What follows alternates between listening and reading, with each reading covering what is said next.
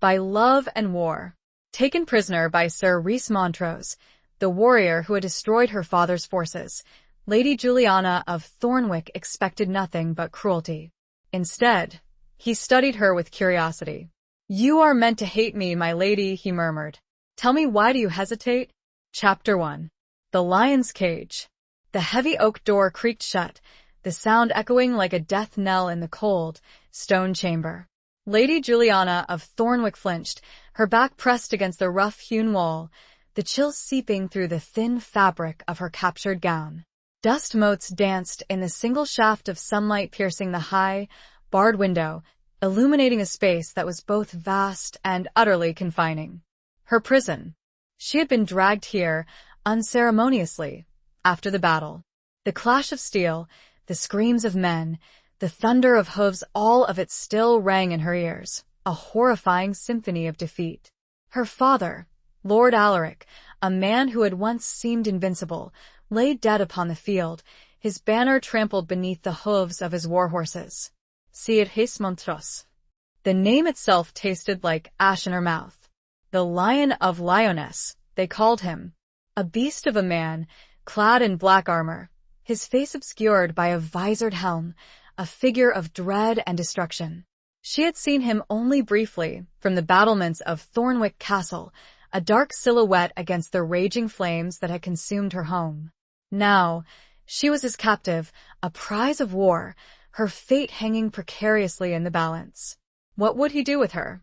Ransom her? Use her as a pawn in some cruel game of politics? Or worse? Juliana swallowed, her throat tight with fear. She was no stranger to the brutality of men, to the way they wielded power like a weapon. Her betrothal to Lord Elric, a man twice her age and known for his preferences, had been a stark reminder of her vulnerability. That arrangement, thankfully, was now severed, Elric having fallen in battle alongside her father. But this was different. This was captivity. The air in the chamber was thick with the scent of damp stone and something else, something metallic and faintly acrid, that made her stomach churn. She wrapped her arms around herself, trying to ward off the cold, both physical and emotional. She would not break. She would not show him fear. She was a daughter of Thornwick, and even in defeat, she would hold her head high. Hours crawled by, marked only by the slow shifting of the sunlight across the floor. Hunger gnawed at her belly, thirst parched her throat, but Juliana refused to give in to the weakness.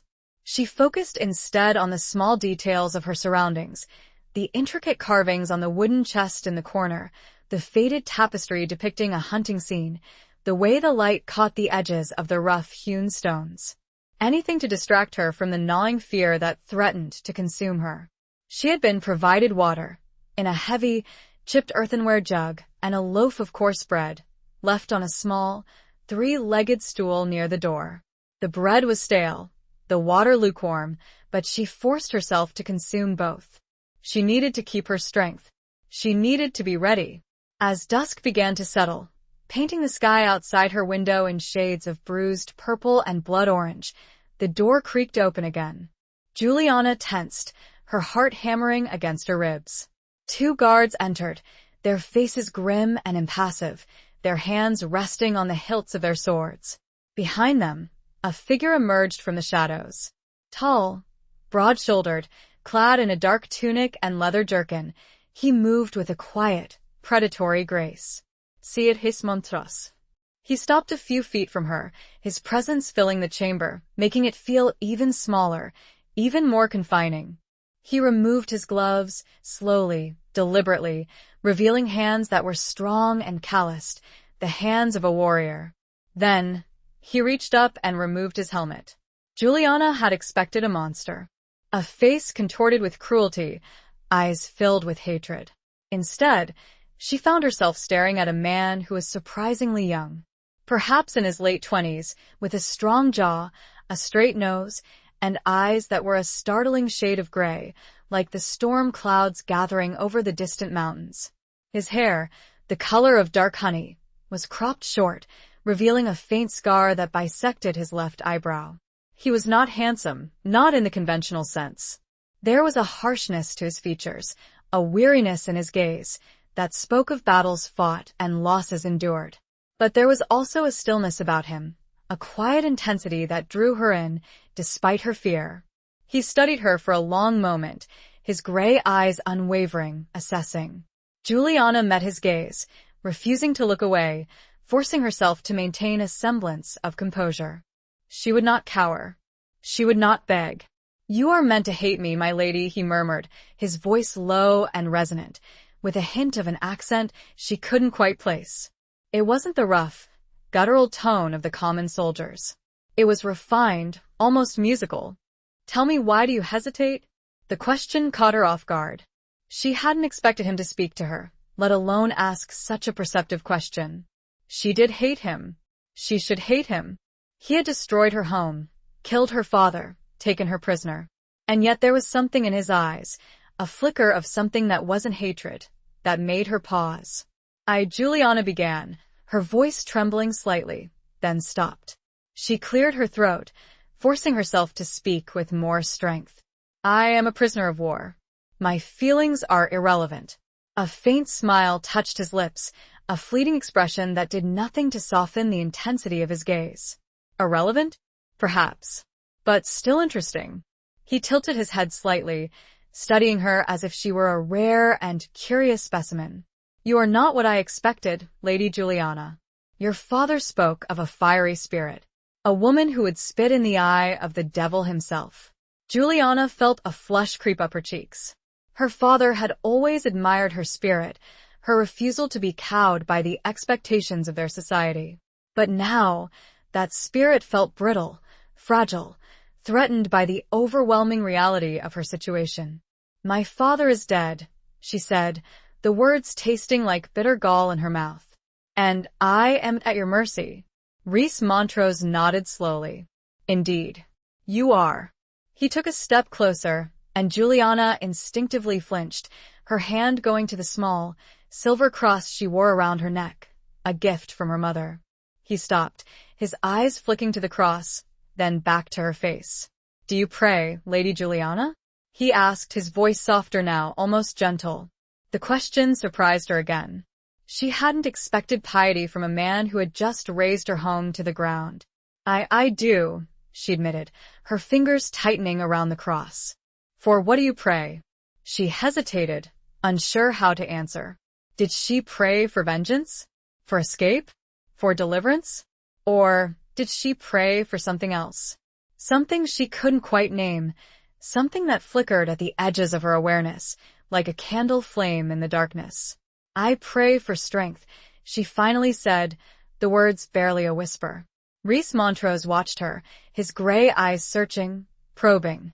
Then he gave a slow, almost imperceptible nod.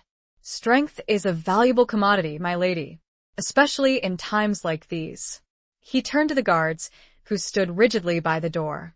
"See that she is comfortable as possible under the circumstances." He paused, his gaze lingering on Juliana for a moment longer. "We will speak again, Lady Juliana. There are matters to discuss." Then he turned and walked out, leaving Juliana alone once more in the silence of her prison. The heavy door clanged shut, the sound echoing the turmoil in her heart. Comfort? What did he know of comfort? And what matters needed discussing? Was this a prelude to a ransom demand? Or something far more sinister? She was left to ponder. In the flickering shadows, the unfathomable depths of her captor's gaze, the unsettling question he had posed, and the strange, unsettling pull she felt, a dangerous undercurrent in the raging sea of her fear. The lion had her in his cage, and she could not predict his next move. Chapter 2. Whispers of Defiance. The next few days passed in a blur of monotonous routine, punctuated by moments of intense, unsettling scrutiny. Juliana remained confined to her chamber, the heavy oak door her constant, unwelcome companion. The guards brought her meals, simple fare, but enough to sustain her, and fresh water. They spoke little, their faces impassive, their eyes avoiding hers. They were clearly under strict orders. She spent her time pacing the confines of her prison, tracing the patterns in the faded tapestry, staring out the high, barred window at the sliver of sky that was her only connection to the outside world. She tried to pray, to find solace in the familiar words of her faith, but her prayers felt hollow, empty, lost in the vastness of her despair. She thought of her father, of his booming laughter, his fierce protectiveness, his unwavering belief in her. She thought of her mother, who had died when Juliana was just a child, leaving behind a void that had never truly been filled. She thought of her home, Thornwick Castle, now a smoldering ruin, a testament to her family's downfall. And she thought of Sir Rhys Montrose, the Lion of Lyonesse, her captor, her enemy, and yet she couldn't quite bring herself to hate him. Not entirely. There was something in his eyes, in his voice, in his very presence, that defied easy categorization. He was a warrior, yes, a ruthless conqueror, but he was also something more. Something that both intrigued and terrified her. He visited her every evening, always at dusk, when the light was fading and the shadows were lengthening. He would stand in the doorway, his tall figure silhouetted against the flickering torchlight in the corridor, and he would watch her. He would ask her questions, probing questions that delved beneath the surface of her carefully constructed facade. "Tell me about your father, Lady Juliana," he asked one evening, his voice low and resonant. "What kind of man was he?" Juliana hesitated, her fingers tracing the worn edges of the silver cross she wore. She had loved her father fiercely, but she was not blind to his flaws. He had been a proud man, a stubborn man, a man who had clung to old ways and old grudges, even when it had become clear that they would lead to his ruin. He was a good man, she finally said, choosing her words carefully. He was loyal to his people, to his family. He believed in honor. Rhys Montrose raised a skeptical eyebrow. Honor? Even when that honor led him to defy his king. Juliana felt a flash of anger. He believed he was doing what was right, she retorted, her voice rising slightly. He believed that King Edward was unjust, that he was favoring the North over the South. And you, Lady Juliana? Did you share your father's beliefs? She hesitated again.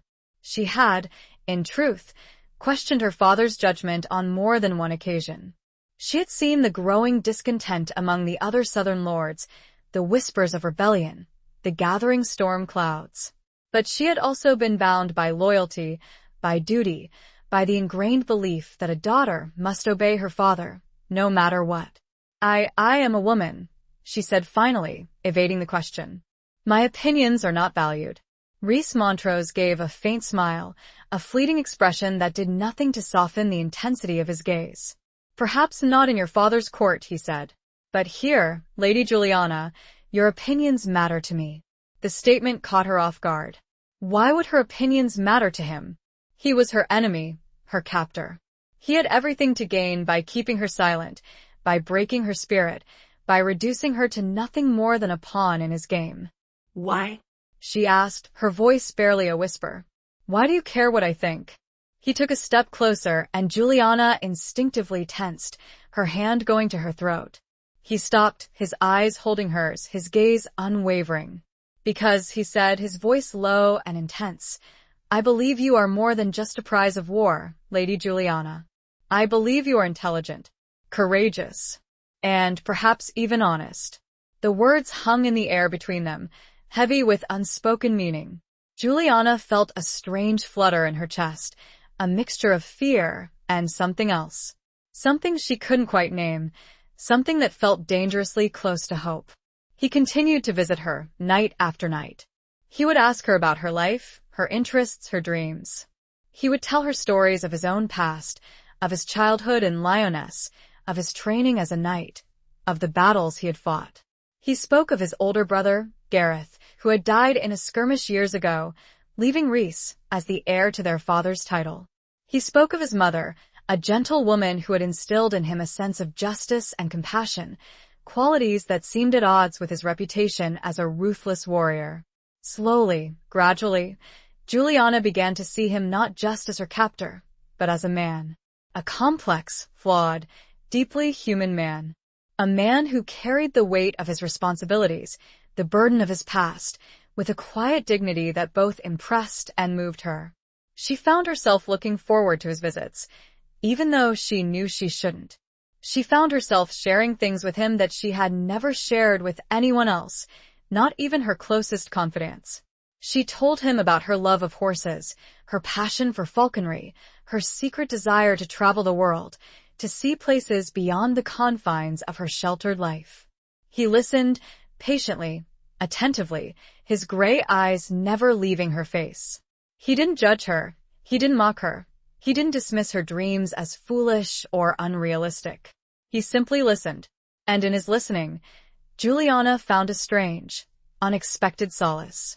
One evening, as he was preparing to leave, he paused in the doorway, his hand resting on the cold iron latch. He turned back to her, his face half hidden in shadow.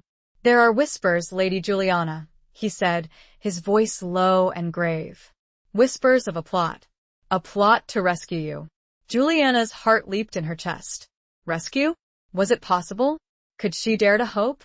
"Who?" she asked, her voice trembling with anticipation.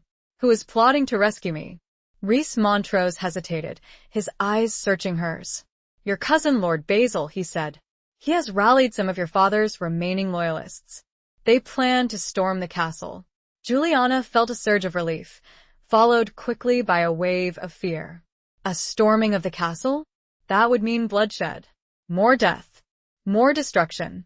"But that's madness," she said, her voice shaking. "They'll be slaughtered. Your men, they're too strong." Rhys Montrose nodded slowly. "Indeed, they are."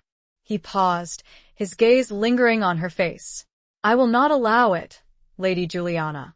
I will not allow more blood to be spilled. Not on your account." His words sent a chill down her spine. He would stop them. He would crush them. And what then? What would become of her? She felt a desperate need to speak, to dissuade him, to prevent any more loss, and yet her throat felt locked closed, the words trapped. The whispers of defiance in her mind were now battling with whispers of a dawning understanding. Her captor's words seemed final. The die was cast. Chapter 3. The Unseen Scars. The knowledge of the impending rescue attempt hung over Juliana like a shroud. She couldn't eat, couldn't sleep, couldn't find a moment's peace. The image of her cousin Basil, a kind, gentle soul ill-suited for warfare, leading a desperate charge against Rhys Montrose's seasoned troops, filled her with dread. It was a suicide mission, and she was the unwitting cause. She tried to reason with Rhys when he came to her chamber that evening. She pleaded with him, argued with him, even begged him to show mercy. But he remained unmoved, his face a mask of stoic resolve. "They are traitors, Lady Juliana," he said, his voice cold and hard. "They defy their king. They must be punished." "But they are my people," she countered, her voice trembling with emotion. "They are loyal to my family." "They are only trying to help me." "They are misguided," Rhys retorted. "They are blinded by their loyalty to a dead lord, a lost cause." "And what of your loyalty, Sir Rhys?" Juliana challenged, her eyes flashing with anger. "Are you not also loyal to your king? To your family? To your own cause?" He met her gaze, his gray eyes unwavering. "My loyalty is to what is right," he said. "To justice. To order. And sometimes, Lady Juliana, justice demands a heavy price." The conversation ended in a stalemate, leaving Juliana feeling more frustrated and helpless than ever. She knew that he was right in a way. Basil's plan was reckless, doomed to fail. But she couldn't bear the thought of more bloodshed, more death, all in her name. She spent the rest of the night tossing and turning on the narrow cot, her mind racing, her heart heavy with despair. She prayed for a miracle, for a way out, for some solution that would prevent the impending slaughter. But no answer came. As dawn approached, painting the sky outside her window in shades of pale gray and pink, she heard a commotion in the corridor outside her chamber. The sound of raised voices, the clang of metal, the heavy thud of footsteps. Her heart leaped into her throat. Was it Basil? Had he arrived sooner than expected? The door to her chamber burst open, and 2 guards rushed in, their faces grim, their swords drawn. Behind them, Rhys Montrose appeared, his expression dark, his eyes blazing with a fierce intensity. "They are here," he said, his voice tight with urgency. "Basil's men. They have breached the outer walls." Juliana felt a surge of fear, mixed with a strange, unexpected sense of relief. At least the waiting was over. The battle had begun. What will you do?" she asked, her voice barely a whisper. Rhys Montrose looked at her, his gaze softening slightly. "I will do what I must," he said. "I will defend this castle. I will protect my men. And I will try to minimize the bloodshed." He paused, his eyes searching hers. "Stay here, Lady Juliana," he said. "Stay hidden. Do not interfere." Then, he turned and strode out of the chamber, the guards following close behind. Juliana was left alone once more, the sounds of battle echoing in the distance, growing louder with each passing moment. She couldn't stay hidden. She couldn't just sit there and wait, knowing that her people were dying outside. She had to do something. Anything. She rushed to the window, peering out through the bars. She could see the fighting in the courtyard below, a chaotic melee of men and horses, steel and blood. She could see the banners of Thornwick, tattered and torn, being pressed back by the black and gold standards of Lyonesse. She saw Basil, his face pale but determined, leading a small group of men towards the main gate. He was surrounded by Rhys Montrose's soldiers, outnumbered, outmatched. He was going to die. Juliana couldn't let that happen. She had to save him, even if it meant risking her own life. She looked around the chamber, desperately searching for something, anything, that she could use as a weapon. Her eyes fell upon the heavy earthenware jug that held her water. It was crude, unwieldy, but it was better than nothing. She grabbed the jug, hefting its weight in her hands. Then, she took a deep breath, steeling her resolve. She would not be a passive prisoner. She would fight. She would defend her people, even if it was the last thing she did. She moved to the door, listening intently. The sounds of battle were growing closer, the shouts and screams more frantic. She knew she didn't have much time. She waited, her heart pounding in her chest, her hands gripping the jug tightly. When she heard the footsteps approaching her chamber, she took a deep breath and braced herself. The door swung open, and a soldier, clad in the black and gold livery of Lyonesse, stepped inside. He saw Juliana, her makeshift weapon raised, and his eyes widened in surprise. Before he could react, Juliana swung the jug with all her might, smashing it against his head. The soldier staggered, his helmet ringing like a bell, and collapsed to the floor in a heap. Juliana stood there, breathing heavily, her hands shaking. She had never struck another human being before, let alone attacked an armed soldier. But she had done it. She had defended herself. And she would do it again, if necessary. She stepped over the unconscious soldier and peered out into the corridor. The fighting was raging just a few yards away, a swirling vortex of violence and chaos. She saw Rhys Montrose, his black armor gleaming in the torchlight, his sword a blur of motion as he cut down one of Basil's men. He was a formidable warrior, a force of nature. But he was also outnumbered. Basil's men, though fewer in number, were fighting with the desperation of men who had nothing left to lose. Juliana knew that she had to act quickly. She had to find Basil. She had to get him out of there before it was too late.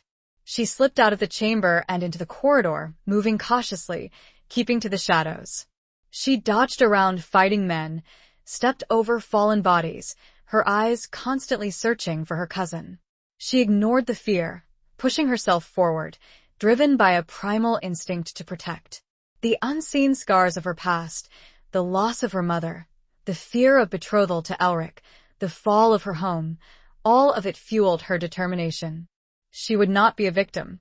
She would be a survivor. And she would save those she could.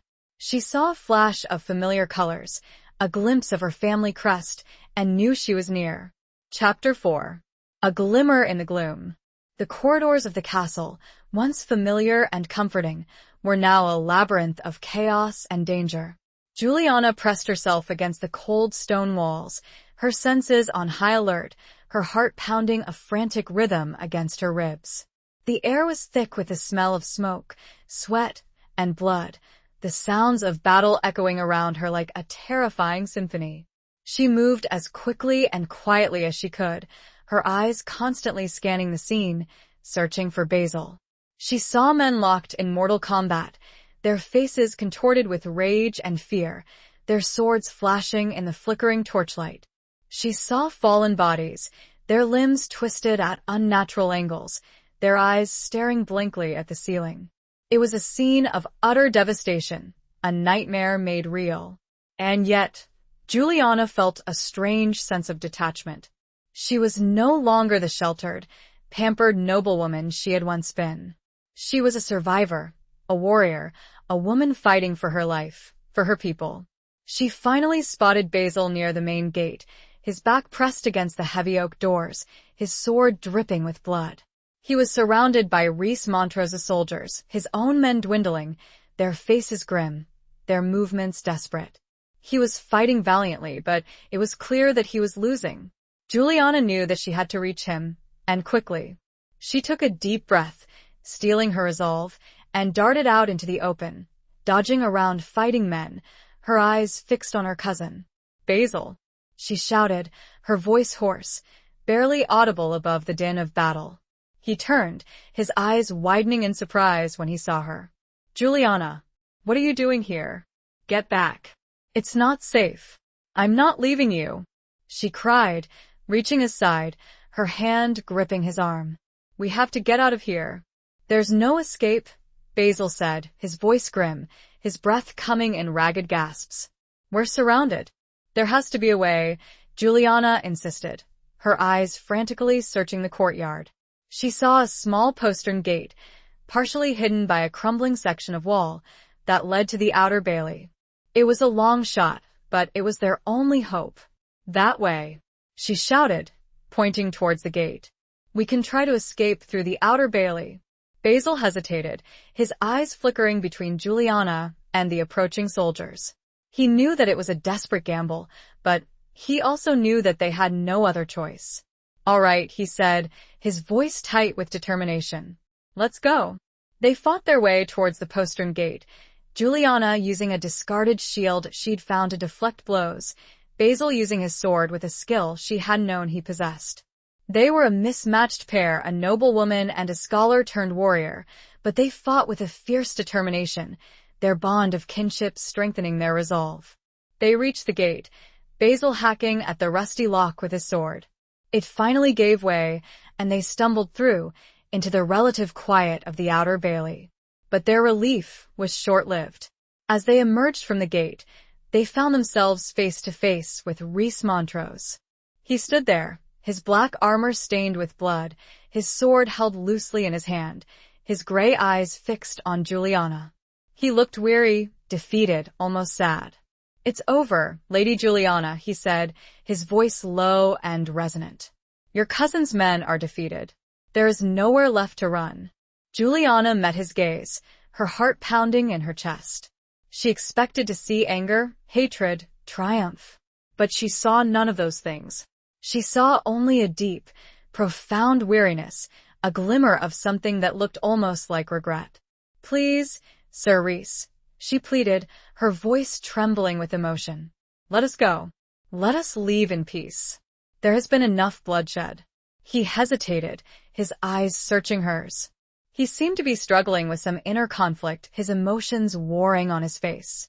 I cannot," he finally said, his voice heavy with unspoken meaning. "I have my orders. I have my duty." "Duty?" Juliana challenged, her voice rising in anger. "What about honor? What about compassion? What about mercy?" Rhys Montrose flinched, as if her words had struck a physical blow. He looked away, his gaze fixed on the distant horizon, where the first rays of dawn were beginning to paint the sky in shades of gold and crimson. "There is no mercy in war, Lady Juliana," he said, his voice barely a whisper. "Only victory and defeat." "But there can be peace," Juliana insisted, her voice softening, her hand reaching out to touch his arm. "There can be understanding. There can be forgiveness." He turned back to her, his gray eyes filled with a strange, haunting light. He looked at her for a long moment, his gaze intense, searching, as if he were trying to decipher some hidden truth. A shout rang from nearby. Reinforcements, she assumed. "My lord!" A voice echoed. "We have them cornered." He closed his eyes for a brief second, a flicker of pain crossing his face. Then he opened them again, his gaze resolute. "Go," he said, his voice low and urgent. "Take your cousin and go. Now. Before it's too late." Juliana stared at him, stunned, unable to believe what she was hearing. He was letting them go. He was betraying his orders, his duty, his king. He was risking everything for her. "But why?" she asked, her voice barely a whisper. He didn't answer.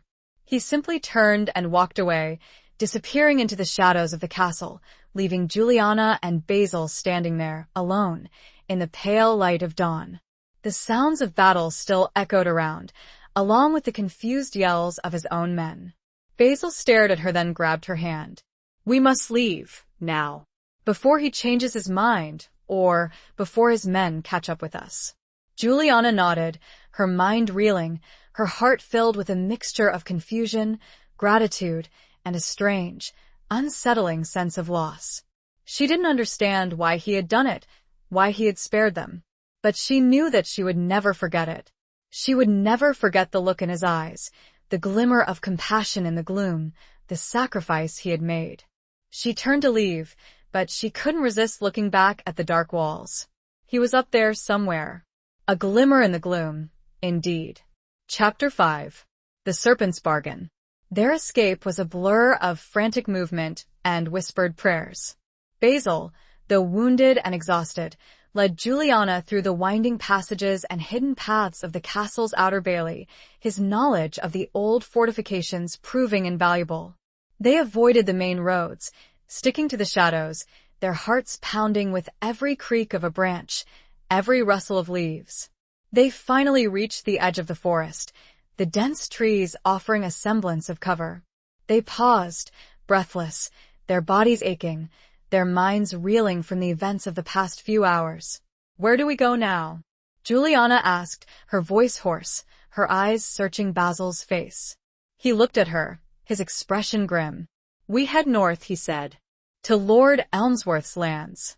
He is a distant relation and a sympathizer to our cause. He may offer us sanctuary." Juliana nodded, her mind racing. Lord Elmsworth.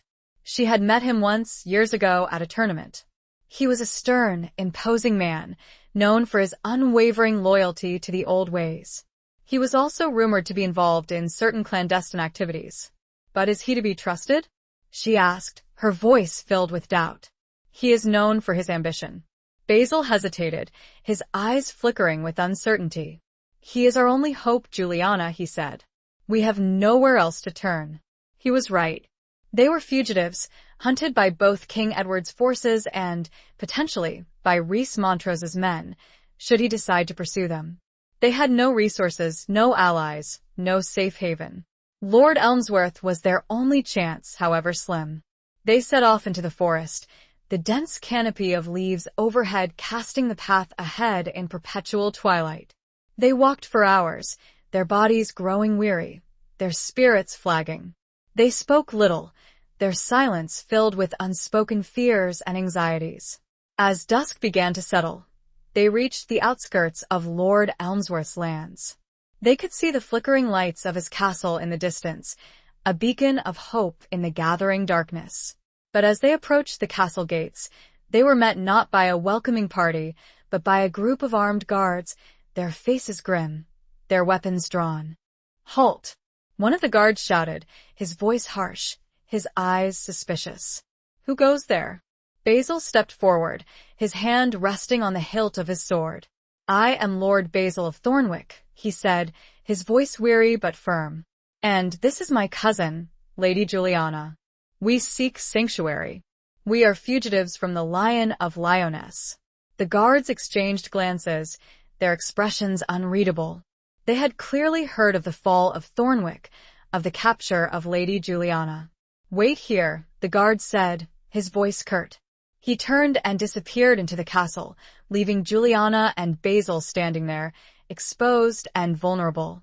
They waited for what seemed like an eternity, their hearts pounding, their nerves on edge. Finally, the guard returned, accompanied by a tall, imposing figure, clad in a richly embroidered tunic and a fur-lined cloak. Lord Elmsworth. He studied them for a long moment, his eyes cold and calculating, his expression unreadable. Juliana felt a shiver of apprehension run down her spine. There was something unsettling about this man, something that made her instinctively distrust him. "So," he said, his voice deep and resonant, with a hint of a sneer, "the lion's prey has escaped his claws. And you come to me seeking refuge. Why should I grant it?" Basil stepped forward again, his voice pleading. "My lord," he said, "we are your kin. We are loyal to the Southern cause. We are enemies of King Edward. We need your help." Lord Elmsworth raised a skeptical eyebrow. "Loyalty is a fickle thing, Lord Basil," he said, "especially in these turbulent times. How do I know you are not spies? Agents of the Lion, sent to infiltrate my ranks. We are not spies." Juliana protested, her voice rising in anger. "We are victims of his cruelty. We have lost everything. Our home, our family, our freedom." Lord Elmsworth looked at her, his eyes lingering on her face, his gaze intense, almost predatory. Juliana felt a wave of unease wash over her. She had the distinct feeling that she was being assessed, weighed, judged. "Perhaps," he said, his voice softening slightly, a hint of a smile playing on his lips. "Perhaps you are. But sanctuary comes at a price, Lady Juliana. What are you willing to offer in return?" The question hung in the air, heavy with unspoken meaning. Juliana felt a knot of dread tighten in her stomach. She knew what he was implying. She had seen the way he looked at her, the hunger in his eyes. He wanted her. He wanted to use her, to possess her, to add her to his collection of trophies. She looked at Basil, her eyes pleading for help, for guidance. But he remained silent, his face pale, his gaze fixed on the ground. He was clearly unwilling or unable to intervene. Juliana felt a surge of anger, of desperation, of defiance. She would not be a victim. She would not be a pawn in anyone's game. She would negotiate. She would bargain. I have nothing to offer, my lord," she said, her voice trembling slightly, but her gaze unwavering. "Except my loyalty, my service, my willingness to aid your cause in any way I can." Lord Elmsworth chuckled, a low, throaty sound that sent shivers down her spine. "Your loyalty? Your service? Those are abstract things, Lady Juliana. I prefer something more tangible." He took a step closer, his hand reaching out to touch her cheek. Juliana flinched, her body recoiling from his touch. She began, her voice faltering, her mind racing. She had to think quickly. She had to find a way out of this, a way to protect herself, without compromising her honor. She took a breath and forced herself to stay still. "I am a skilled healer," she stated. "It was not a lie. I can tend your wounded. That is tangible." He studied her. "And what assurances do I have that it will remain just that, Lady Juliana?" He leaned closer, his voice a serpent's whisper. Juliana met his gaze head-on. "My word, Lord Elmsworth. And my gratitude. Is that not enough for a distant relation?" The barb was subtle, but present. The serpent's bargain was struck, or so she hoped. Chapter 6. Echoes of the Fallen. Lord Elmsworth's castle was a stark contrast to the grandeur of Thornwick. While Thornwick had been a symbol of ancient lineage and established power, Elmsworth's fortress was a newer construction, built for defense and intimidation. The stone was gray and unyielding, the walls thick and imposing, the overall impression one of cold, calculated strength. It reflected its lord ambitious, watchful, and ruthless. Juliana found herself relegated to a small, sparsely furnished chamber in the west wing, overlooking a bleak, windswept courtyard. It was a far cry from her luxurious quarters at Thornwick, but she was grateful for the relative safety it offered, however temporary. Basil was housed separately, in the barracks with the other men-at-arms, a subtle but clear indication of their respective statuses. The bargain, as she had come to think of it, was immediately put into effect. Juliana was summoned to the castle's infirmary, a large, dimly lit room filled with the groans of injured men. The air was thick with the cloying scent of blood, herbs, and unwashed bodies. The castle's healer, a wizened old woman named Agnes, regarded her with suspicion and a touch of resentment. "So, the lion's captive is to play nursemaid, is she?" Agnes muttered, her voice raspy with age. "Let's see if your noble hands are suited to more than embroidery and lute playing." Juliana ignored the jibe, focusing instead on the task at hand. She had learned the basics of healing from her mother, who had been a skilled herbalist and a compassionate caregiver. She had a natural aptitude for it, a calming presence that soothed the wounded, a steady hand that could bind wounds and set bones. She worked tirelessly, tending to burns, lacerations, and broken limbs. She cleaned wounds, applied poultices, and brewed herbal remedies. She spoke softly to the men, offering words of comfort and encouragement, her gentle touch easing their pain. She even managed to win over Agnes, who, despite her initial skepticism, gradually came to respect Juliana's skill and dedication. But even as she immersed herself in her work, Juliana could not escape the underlying tension that permeated the castle. Lord Elmsworth's men were a rough, unruly lot, their loyalty bought and paid for, their eyes constantly shifting, their whispers carrying hints of conspiracy and intrigue. She sensed that she was being watched, scrutinized, her every move observed. Lord Elmsworth himself remained an enigma. He treated her with a chilling courtesy, his eyes lingering on her a little too long, his words laced with a subtle undercurrent of menace. He made no overt advances, but his presence was a constant reminder of the precariousness of her situation. He was a serpent, coiled and waiting to strike. She saw Basil infrequently, their brief encounters strained and awkward. He was clearly uncomfortable with the arrangement, with the way Lord Elmsworth looked at her, with the whispers that circulated among the men. But he was powerless to change it. He was, like her, a pawn in Lord Elmsworth's game. One evening, as Juliana was returning to her chamber after a long day in the infirmary, she encountered Lord Elmsworth in the corridor. He was standing by a window, gazing out at the darkening landscape, his face illuminated by the flickering light of a nearby torch. "Lady Juliana," he said, his voice low and smooth, turning to face her. "You have proven to be a valuable asset. Your healing skills are impressive." "I am glad to be of service, my lord," Juliana replied, her voice neutral, her gaze carefully guarded. He smiled, a slow, predatory smile that sent a shiver down her spine. "Indeed. But I believe you are capable of more. Much more." He took a step closer, his hand reaching out to touch her arm. Juliana instinctively recoiled, her heart pounding in her chest. I do not understand, my lord," she said, her voice trembling slightly. "I have plans, Lady Juliana," he said, his voice a silken whisper. "Plans that involve you. Plans that could benefit us both." He leaned closer, his breath warm on her cheek. "The Southern lords are restless. They are dissatisfied with King Edward's rule. They are seeking a leader, someone to unite them, someone to challenge the throne." Juliana felt a knot of dread tighten in her stomach. She knew where this was going. She had heard the whispers, the rumors, the veiled threats. Lord Elmsworth was plotting rebellion, and he wanted her to be a part of it. I am no politician, my lord," she said, her voice barely a whisper. "I am a healer, a captive." "You are a symbol, Lady Juliana," he corrected, his voice firm. "A symbol of defiance. A symbol of hope. The daughter of Lord Alaric, the captive of the Lion of Lioness, you have influence. You have power. Power that I can utilize." He paused, his eyes searching hers. "Join me, Lady Juliana," he said, his voice low and intense. "Help me rally the Southern lords.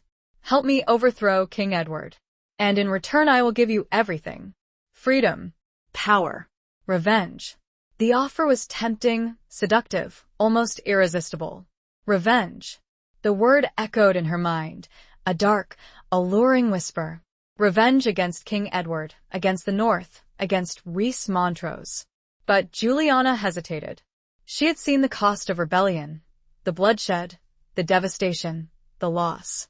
She had seen the darkness in Lord Elmsworth's eyes, the ambition, the ruthlessness, the willingness to sacrifice anything, anyone, to achieve his goals.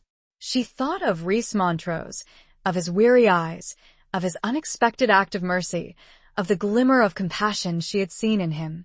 She thought of the innocent men who had died, on both sides, in the battle for Thornwick. I need time to think, my lord, she said, her voice trembling, her mind racing. This is a lot to consider. Lord Elmsworth smiled, a cold, calculating smile. Of course, Lady Juliana, he said. Take your time. But do not take too long. The game is afoot, and the pieces are moving. He turned and walked away, leaving Juliana standing there, alone in the dimly lit corridor, her mind swirling with conflicting emotions, her heart heavy with the weight of her decision. The echoes of the fallen, the whispers of rebellion, the serpent's offer, all of it pressed down on her, threatening to suffocate her. She had escaped one cage, only to find herself trapped in another. The past wouldn't release her, no matter how she tried. Chapter 7. Beneath the Armor. The days that followed were filled with a suffocating tension. Juliana moved through the castle like a ghost, her senses on high alert, her mind constantly replaying Lord Elmsworth's proposition. She avoided him as much as possible, burying herself in her work at the infirmary, seeking refuge in the mundane tasks of healing and caring for the wounded. Agnes, sensing her distress, offered a rare moment of sympathy. Troubled, child? She asked one evening, as they were preparing a poultice for a soldier with a festering wound. Juliana hesitated, unsure whether to confide in the old woman. But Agnes's eyes were kind, her voice gentle, and Juliana felt a desperate need to unburden herself. Lord Elmsworth, he wants me to, she began, her voice faltering, her words catching in her throat. He wants me to join his rebellion. Agnes nodded slowly, her expression unsurprised. I've heard the whispers, she said.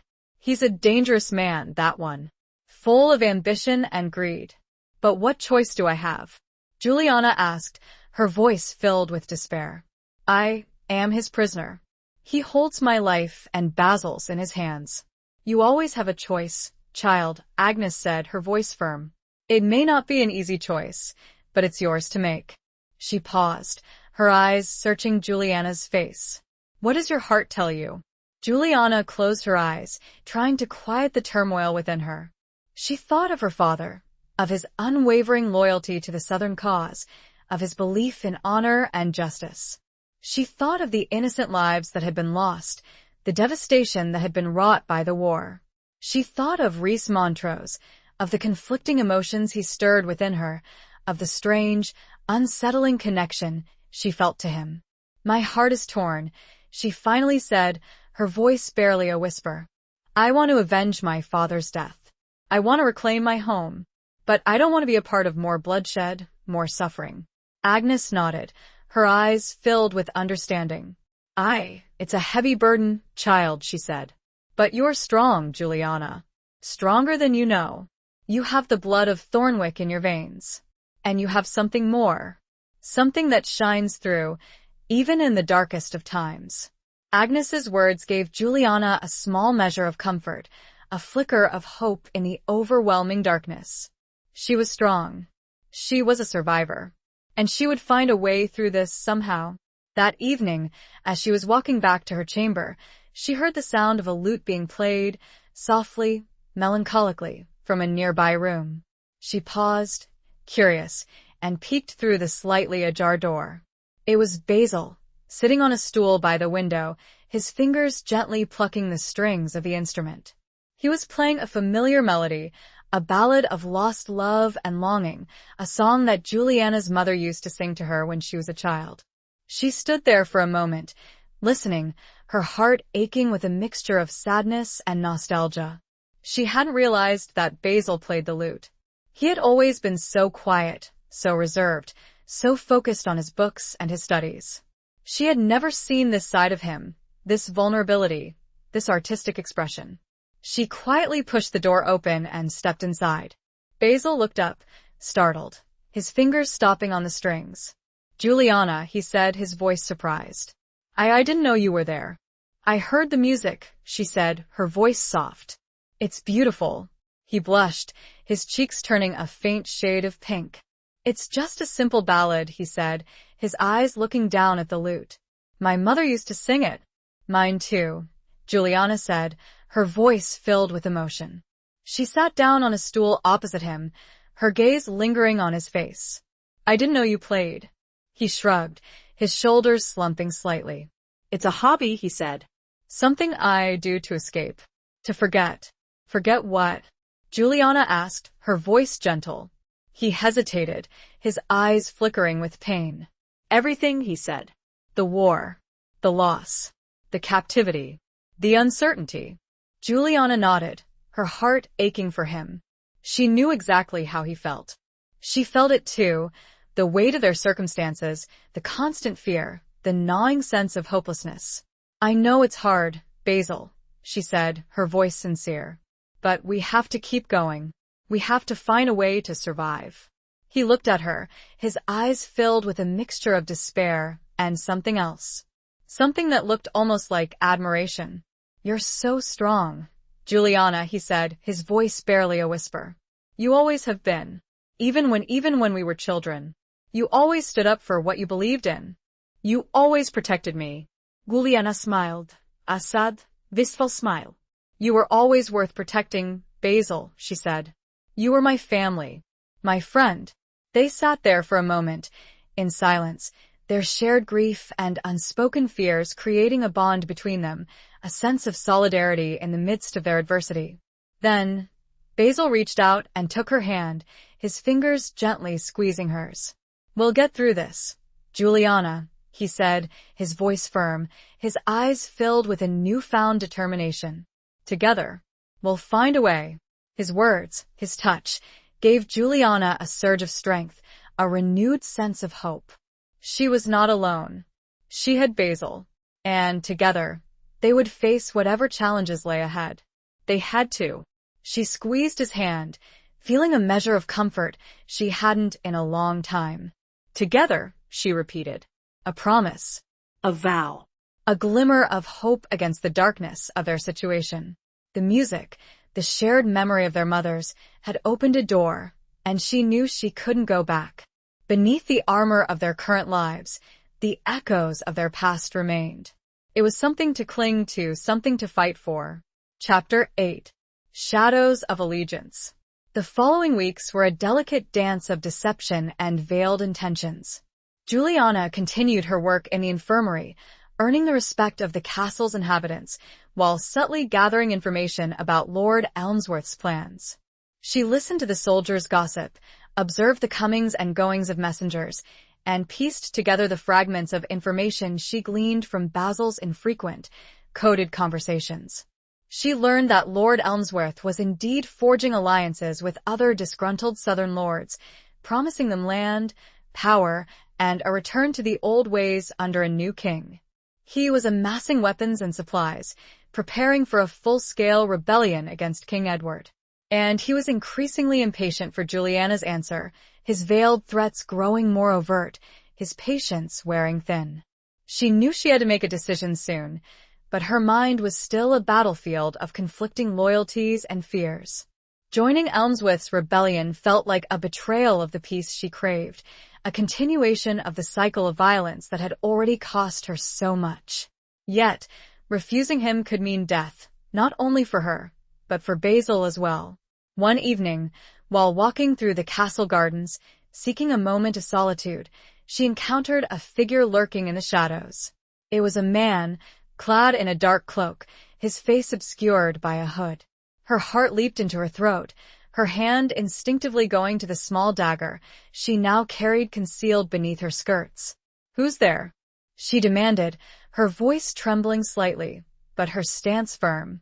The figure stepped forward, the moonlight revealing his face. It was Rhys Montrose. Juliana gasped, her eyes widening in disbelief. "You," she whispered, her voice a mixture of shock and something else. Something that felt dangerously close to relief. He put a finger to his lips, silencing her. "We must speak," he said, his voice low and urgent. "But not here. It's not safe." He led her to a secluded corner of the garden, behind a thick hedge of rose bushes, their thorns a silent warning to any eavesdroppers. "How did you get in here?" Juliana asked, her mind reeling, her heart pounding in her chest. "The castle is heavily guarded." "I have my ways," Rhys said, his gray eyes intense, his gaze unwavering. "I've been watching you, Lady Juliana. I know about Elmsworth's plans. I know about his proposition." Juliana felt a chill run down her spine. He knew. He knew everything. But how? And why was he here? "Why are you here?" she asked, her voice barely a whisper. "Are you here to recapture me? To punish me for escaping?" He shook his head, his expression softening slightly. "No, Lady Juliana," he said. "I'm not here to recapture you. I'm here to help you." "Help me?" Juliana repeated, her voice filled with disbelief. "But you are my enemy. You are the Lion of Lyonesse.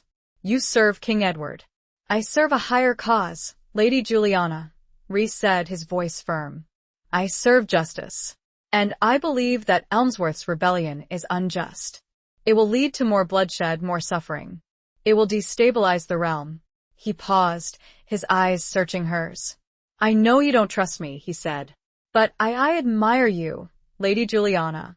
I admire your courage, your compassion, your strength. I want to help you. I want to protect you." His words, his gaze, sent a wave of conflicting emotions washing over Juliana. She was wary, suspicious, confused. But she was also drawn to him. There was something in his eyes, in his voice, in his very presence, that resonated with her, that spoke to a part of her that she had thought long dead. What do you propose?" she asked, her voice trembling slightly. "I propose an alliance," Rhys said. "A partnership. We can work together, Lady Juliana. We can expose Elmsworth's plot. We can prevent this rebellion. We can save lives." He took a step closer, his hand reaching out to touch her arm. Juliana didn't flinch this time. She allowed his touch, her skin tingling beneath his fingers. "Trust me, Lady Juliana," he said, his voice low and intense. "Trust me, and we can make a difference. We can change things. We can build a better future." His words, his touch, his gaze, all of it was overwhelming, intoxicating, almost irresistible. She was standing at a crossroads, her fate hanging in the balance. She could choose the path of rebellion, of violence, of revenge. Or she could choose the path of alliance, of cooperation, of hope. The path offered by the man who was supposed to be her enemy. The shadows of allegiance were shifting, blurring, and she had to make a choice. His eyes held hers, and something passed between them, a silent understanding. She nodded slowly, her heart filled with a strange mixture of fear and excitement. "I trust you," she replied. And in the quiet of the garden, a new and dangerous game began. Chapter 9. The Falcon's Flight. The alliance between Juliana and Rhys was a fragile thing, built on mutual need and a shared desire for peace, but shadowed by the ghosts of their past conflict. They met in secret, in the dead of night, exchanging information and planning their strategy. Rhys, using his network of spies and informants, had infiltrated Elmsworth's inner circle, gathering evidence of his treasonous activities. Juliana, using her position within the castle, provided him with access to key locations and personnel. It was a dangerous game, a constant dance on the edge of a knife. Discovery would mean certain death, not only for them but for Basil as well. Yet, they persisted, driven by a shared belief that they could prevent the impending rebellion and save countless lives. Juliana found herself increasingly drawn to Rhys, her initial apprehension giving way to a grudging respect, and then to something deeper. She saw a side of him that few others ever witnessed, the compassionate, thoughtful man beneath the armor of the ruthless warrior.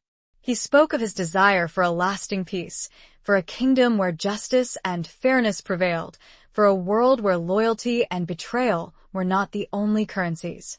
He, in turn, seemed fascinated by her strength, her resilience, her unwavering spirit. He listened to her concerns, valued her opinions, and treated her as an equal, a partner, not a captive or a pawn. One night, as they were meeting in the deserted stables, the air filled with the scent of hay and horses, Rhys presented Juliana with a gift. It was a falcon, a beautiful, sleek bird of prey, its feathers the color of burnished gold, its eyes sharp and intelligent. Her name is Astra, Rhys said, his voice soft, his eyes lingering on Juliana's face.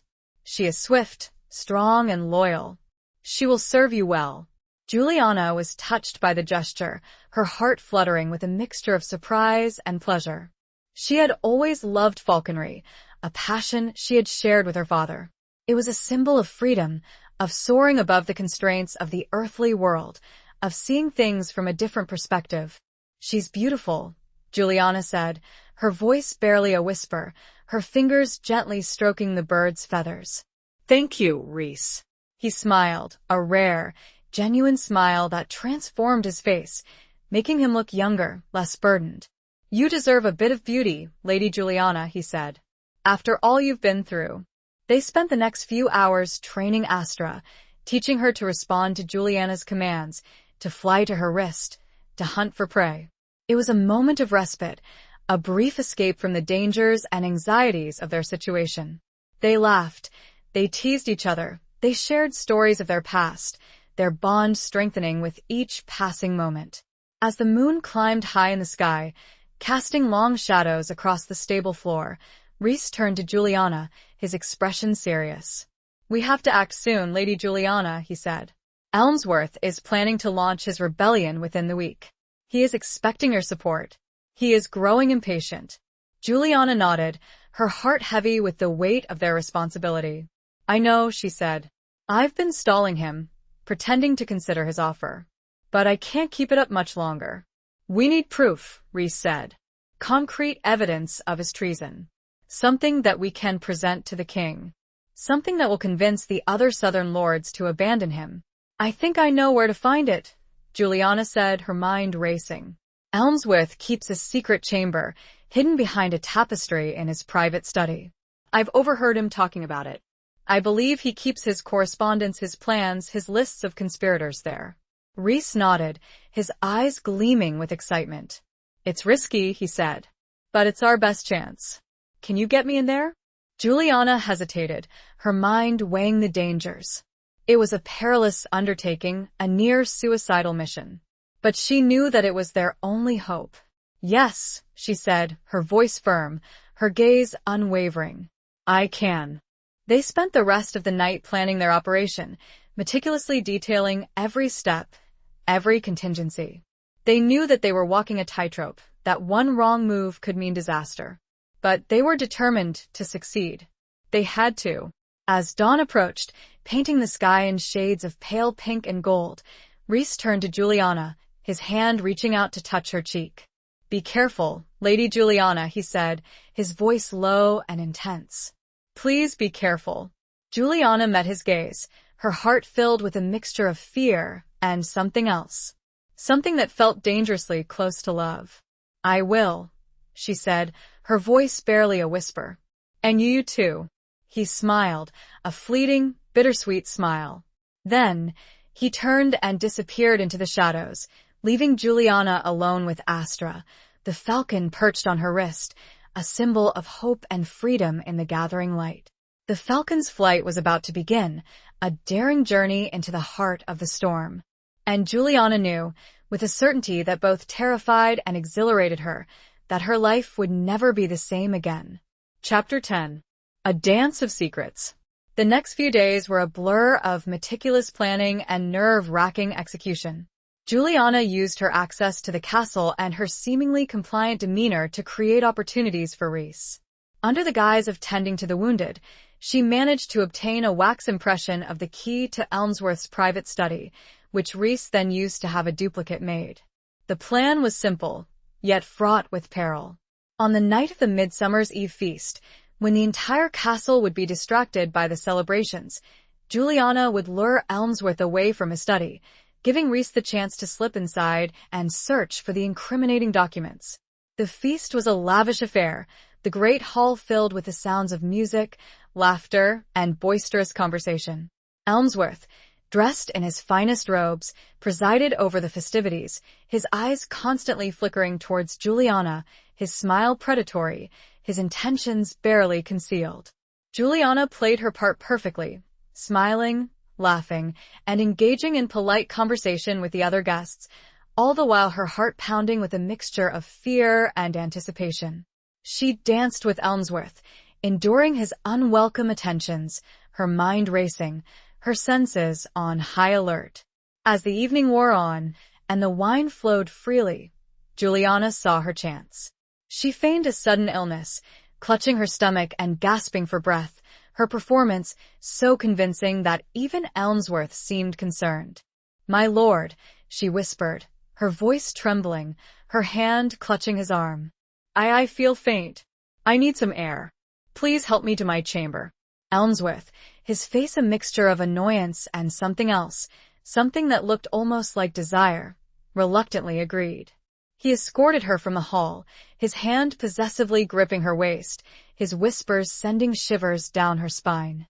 As they reached the corridor leading to her chamber, Juliana pretended to stumble, dropping her handkerchief, a small, embroidered piece of linen that she had secretly marked with a drop of Astra's blood. "Oh, my handkerchief," she exclaimed, her voice distressed. "I must have dropped it. Please, my lord, could you retrieve it for me?" Elmsworth, grumbling under his breath, turned back to search for the handkerchief, giving Juliana the opportunity she needed. She quickly slipped away, her heart pounding in her chest, her footsteps silent on the stone floor. She reached Elmsworth's study, her hand trembling as she inserted the duplicate key into the lock. The door creaked open, revealing a dimly lit room, filled with books, maps, and scrolls. The air was thick with the scent of old parchment and dust. She quickly located the tapestry, a large, intricately woven depiction of a hunting scene. She pulled it aside, revealing a hidden door, its surface smooth and unadorned. She found the hidden latch, pressed it, and the door swung inward, revealing a small, secret chamber. Inside, she found stacks of documents, bound with leather thongs and sealed with wax. She quickly scanned the titles, her heart leaping with excitement when she saw the words Southern Alliance, rebellion plans, and list of conspirators. She gathered the documents, her hands shaking with a mixture of fear and triumph. She had it. She had the proof they needed. She had the key to stopping Elmsworth's rebellion. But as she turned to leave, she heard a noise behind her. She whirled around, her heart stopping in her chest. Rhys stood in the doorway, his face pale, his eyes filled with alarm. "Juliana," he whispered, his voice urgent. "We have to go. Now. Elmsworth is coming back." Juliana nodded, her mind racing. She quickly replaced the tapestry, concealing the hidden door, and followed Rhys out of the study, her heart pounding in her chest. They slipped out of the castle, unnoticed, under the cover of darkness, the stolen documents clutched tightly in Juliana's hands. They made their way to the stables, where Astra was waiting, perched on her stand, her eyes gleaming in the moonlight. As they prepared to leave, Rhys turned to Juliana, his hand reaching out to touch her cheek. "You were amazing, Lady Juliana," he said, his voice filled with admiration. "You were brave. You were brilliant." Juliana met his gaze, her heart filled with a mixture of relief and something else. Something that felt dangerously close to love. She felt the heat rising to her cheeks, and he smiled. It was a dance of secrets they had both performed, and both emerged victorious. "We did it," she said, her voice barely a whisper. "We did it together." He nodded, his smile fading, his expression turning serious. "Now comes the hard part," he said. "We have to get this evidence to the king. We have to expose Elmsworth's plot before it's too late." Juliana nodded, her mind racing. The dance of secrets had led them to this point, but the final steps remained, fraught with danger and uncertainty. She mounted her horse, Astra secured on her arm, and, with a final, shared look, they rode off into the night. Chapter 11. The Heart's Rebellion. The journey to King Edward's court was fraught with peril. Rhys and Juliana traveled under the cover of darkness, avoiding the main roads, sticking to hidden paths and remote villages. They were constantly on guard, aware that Elmsworth's spies could be anywhere. That discovery would mean certain death.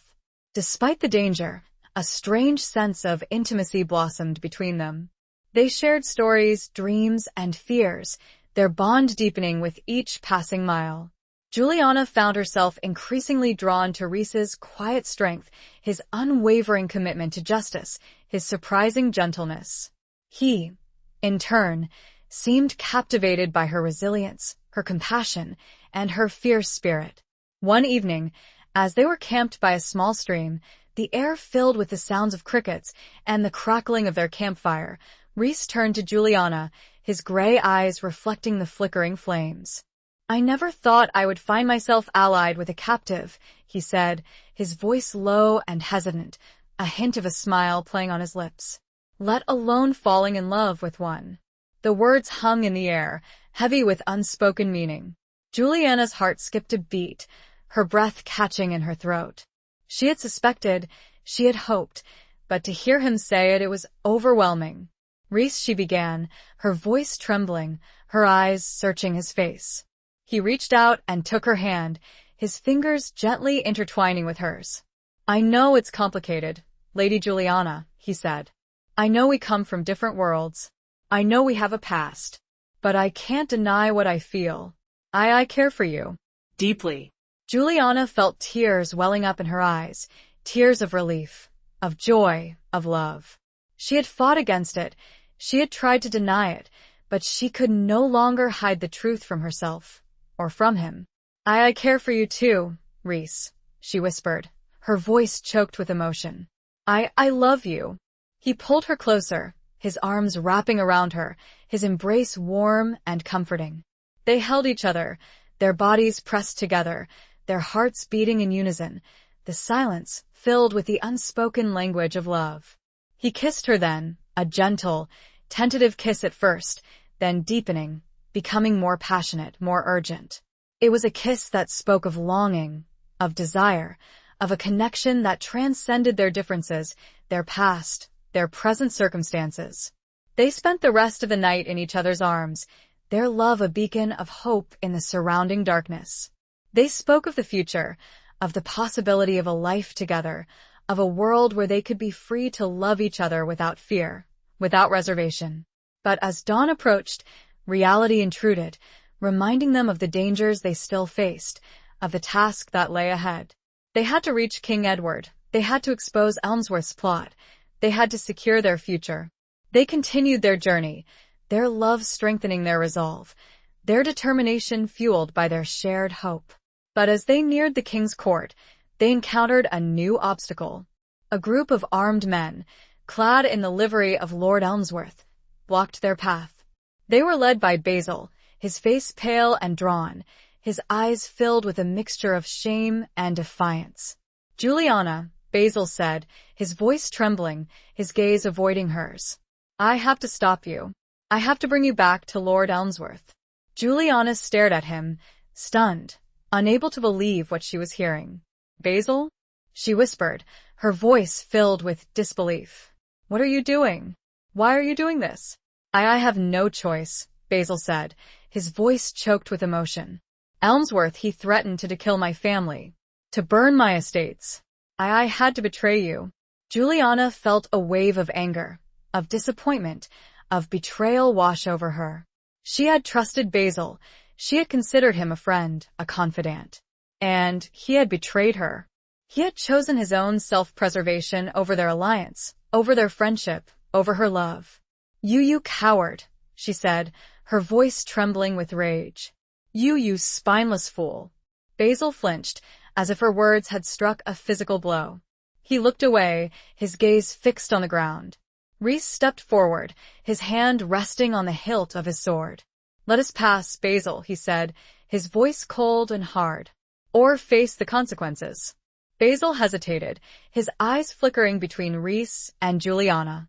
He knew that he was outmatched, outnumbered. He knew that he had made a terrible mistake. "I can't," he said, his voice barely a whisper. I have my orders." Rhys drew his sword, the steel gleaming in the morning light. "Then you leave me no choice," he said. The two men faced each other, their swords raised, their bodies tensed, ready for battle. Juliana watched, her heart pounding in her chest, her mind racing. She couldn't let them fight. She couldn't bear the thought of more bloodshed, more death. Especially not between these two men. One who had betrayed her, and one she now admitted to herself she loved. The heart's rebellion, it seemed, was not confined to her feelings for Rhys. It was a rebellion against this entire, brutal world. "Stop," she shouted. The sound was loud and surprising. Both men lowered their guard and turned to face her. Chapter 12. The Price of Honor. Juliana's cry echoed through the clearing, momentarily freezing the tableau of impending violence. Rhys and Basil stood poised, swords half raised, their gazes locked on her, their expressions a mixture of surprise and confusion. "Stop this," Juliana repeated, her voice trembling with a mixture of fear and desperation. "I will not have you fight each other. There has been enough bloodshed, enough death." She stepped between them, her hands outstretched, her body a fragile barrier between their poised weapons. "Basil," she said, her voice softening slightly, her eyes pleading. "Please, don't do this. Don't betray me again. Don't betray yourself." Basil looked at her, his face a mask of conflicting emotions. Shame, guilt, fear, and a flicker of something that looked almost like regret. "I have no choice, Juliana," he said, his voice choked with emotion. "Elmsworth, he has my family. He has everything. There is always a choice, Basil," Juliana countered, her voice firm. "You can choose to do what is right. You can choose to stand up for what you believe in. You can choose honor." Basil hesitated, his eyes flickering between Juliana and Rhys. He knew that she was right. He knew that he had made a terrible mistake, that he had allowed fear to dictate his actions. But he also knew that the consequences of defying Elmsworth could be devastating. It's too late, Juliana," he said, his voice barely a whisper. I've already made my choice." Rhys stepped forward, his voice cold and hard. "Then you have chosen poorly, Basil," he said. "And you will pay the price." He raised his sword again, his intention clear. Juliana knew that he would not hesitate to strike Basil down, that he would see it as his duty, his obligation. "No," Juliana cried, stepping in front of Basil, shielding him with her body. "Rhys, please. "Don't. He's not worth it. He's broken. He's lost." Rhys lowered his sword, his gray eyes filled with a mixture of anger and something else. Something that looked almost like understanding.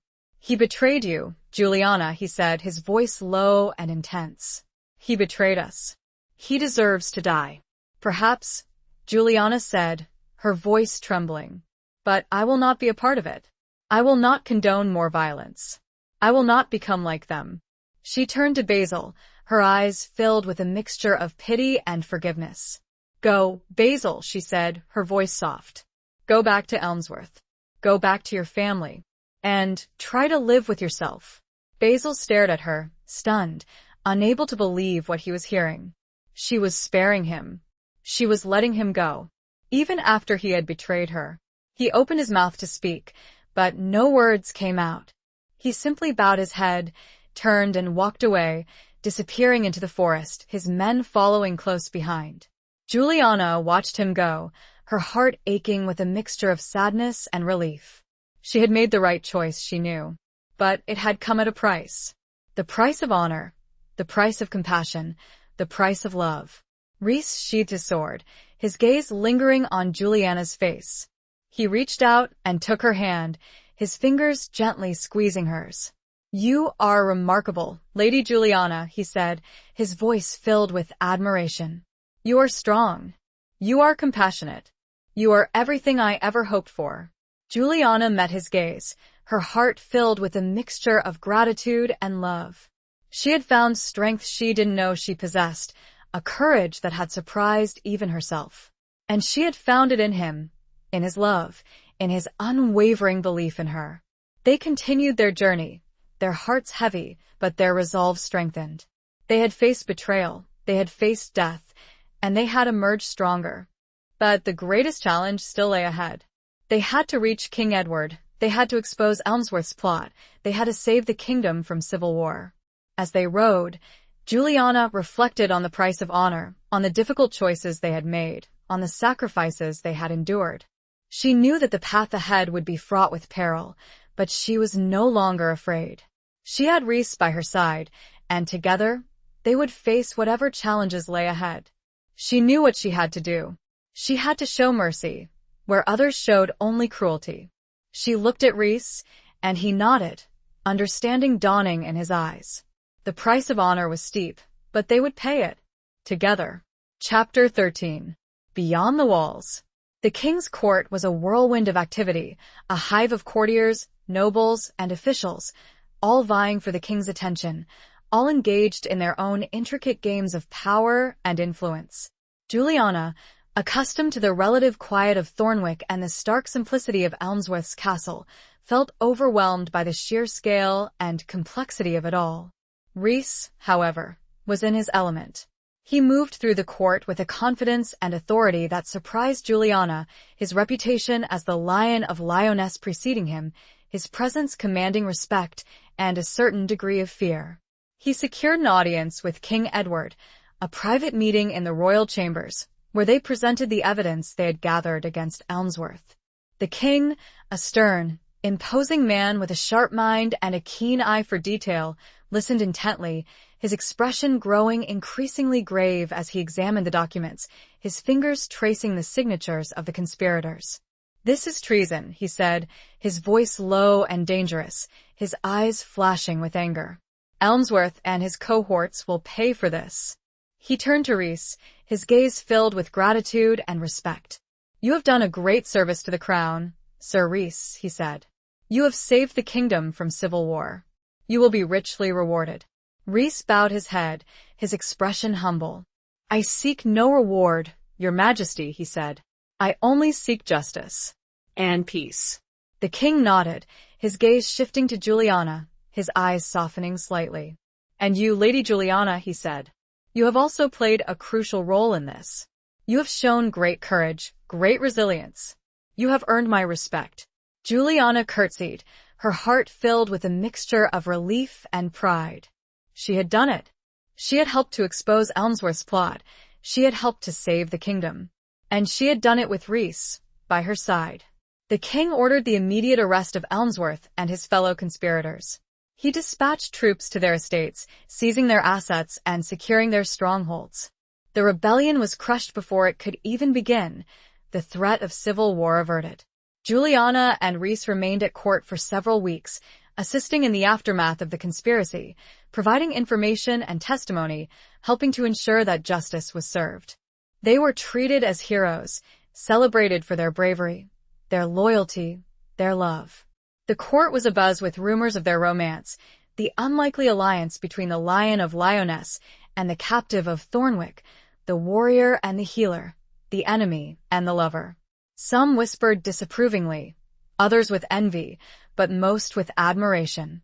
Juliana and Rhys ignored the gossip, their focus on each other, on the future they were building together. They spent their days exploring the palace gardens, attending court functions, and sharing quiet moments in each other's company. They were inseparable, their love a beacon of hope in the often turbulent world of court politics. One evening, as they were walking along the castle walls, overlooking the sprawling city below, Rhys turned to Juliana, his hand reaching out to take hers. "I have a proposition for you, Lady Juliana," he said, his voice hesitant, his gray eyes filled with a mixture of hope and uncertainty. Juliana's heart skipped a beat, her breath catching in her throat. She knew what was coming. She had been anticipating it, dreaming of it. What is it, Rhys?" she asked, her voice trembling slightly. He knelt before her, his gaze unwavering, his expression sincere. "Lady Juliana of Thornwick," he said, his voice low and resonant. Will you do me the great honor of becoming my wife? Will you share your life with me? Will you build a future with me? Tears welled up in Juliana's eyes, tears of joy, of relief, of love. She had found her happiness, her peace, her home, in the arms of the man who had once been her enemy, the man who had captured her heart, the man she now loved with all her being.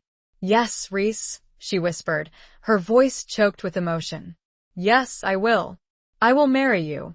I will share my life with you. I will build a future with you.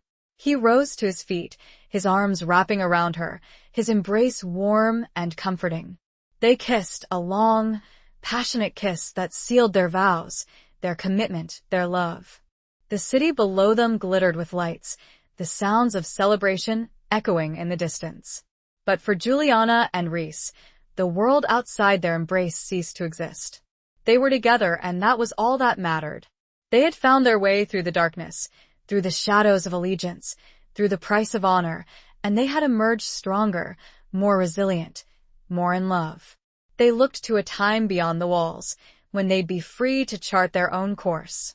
He looked at her, and she smiled. There was much to do, many plans to make. But for now, this was enough. This moment, this embrace, this promise of a future together. Chapter 14. The Gathering Storm. News of Juliana and Rhys's betrothal spread quickly, causing a ripple of surprise and speculation throughout the court. While many celebrated their union, seeing it as a symbol of reconciliation and hope, others whispered of impropriety, of the lion marrying his former captive, of the potential for future conflict. But Juliana and Rhys were oblivious to the whispers, their focus solely on each other and the preparations for their wedding. They decided to hold the ceremony at Thornwick, a symbolic gesture of reclaiming Juliana's heritage and rebuilding her family's legacy. The journey back to Thornwick was bittersweet. Juliana felt a pang of sadness as she saw the ruined castle, the scars of the battle still visible, the memories of loss still fresh.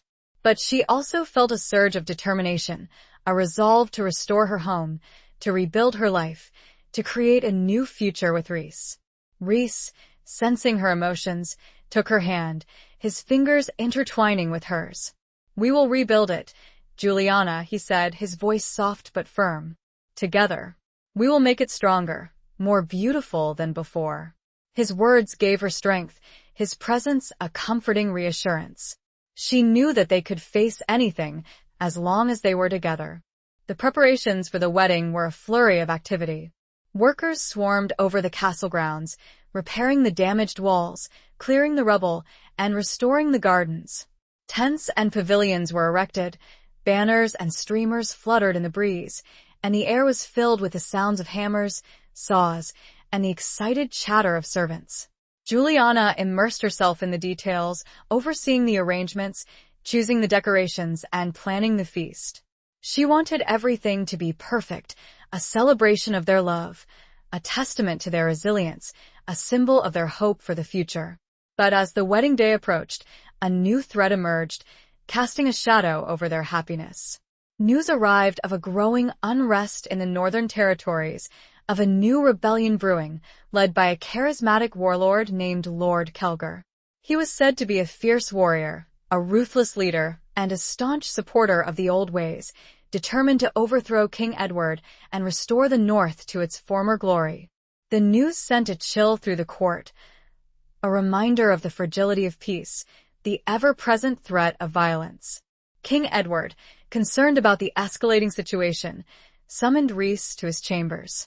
"Sir Rhys," the king said, his voice grave, his expression troubled. "I need your help. I need you to lead my forces against Kelgar.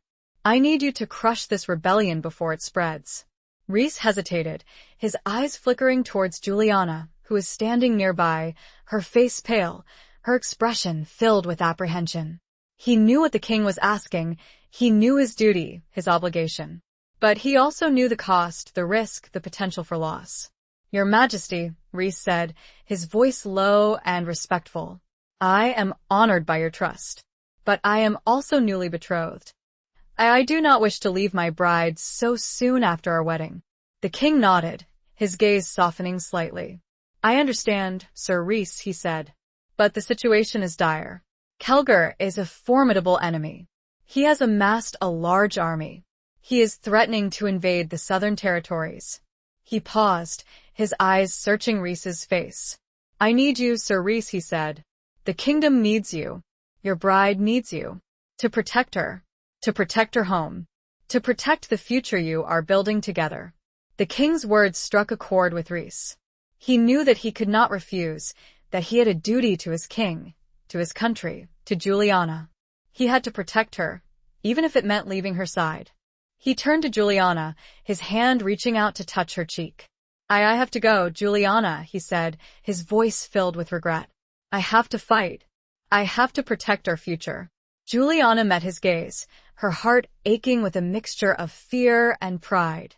She knew that he was right, that he had no choice. She would not stand in his way. She would not ask him to shirk his duty. I understand, Rhys, she said, her voice trembling slightly, but her gaze unwavering. Go. Fight. Protect us. And come back to me.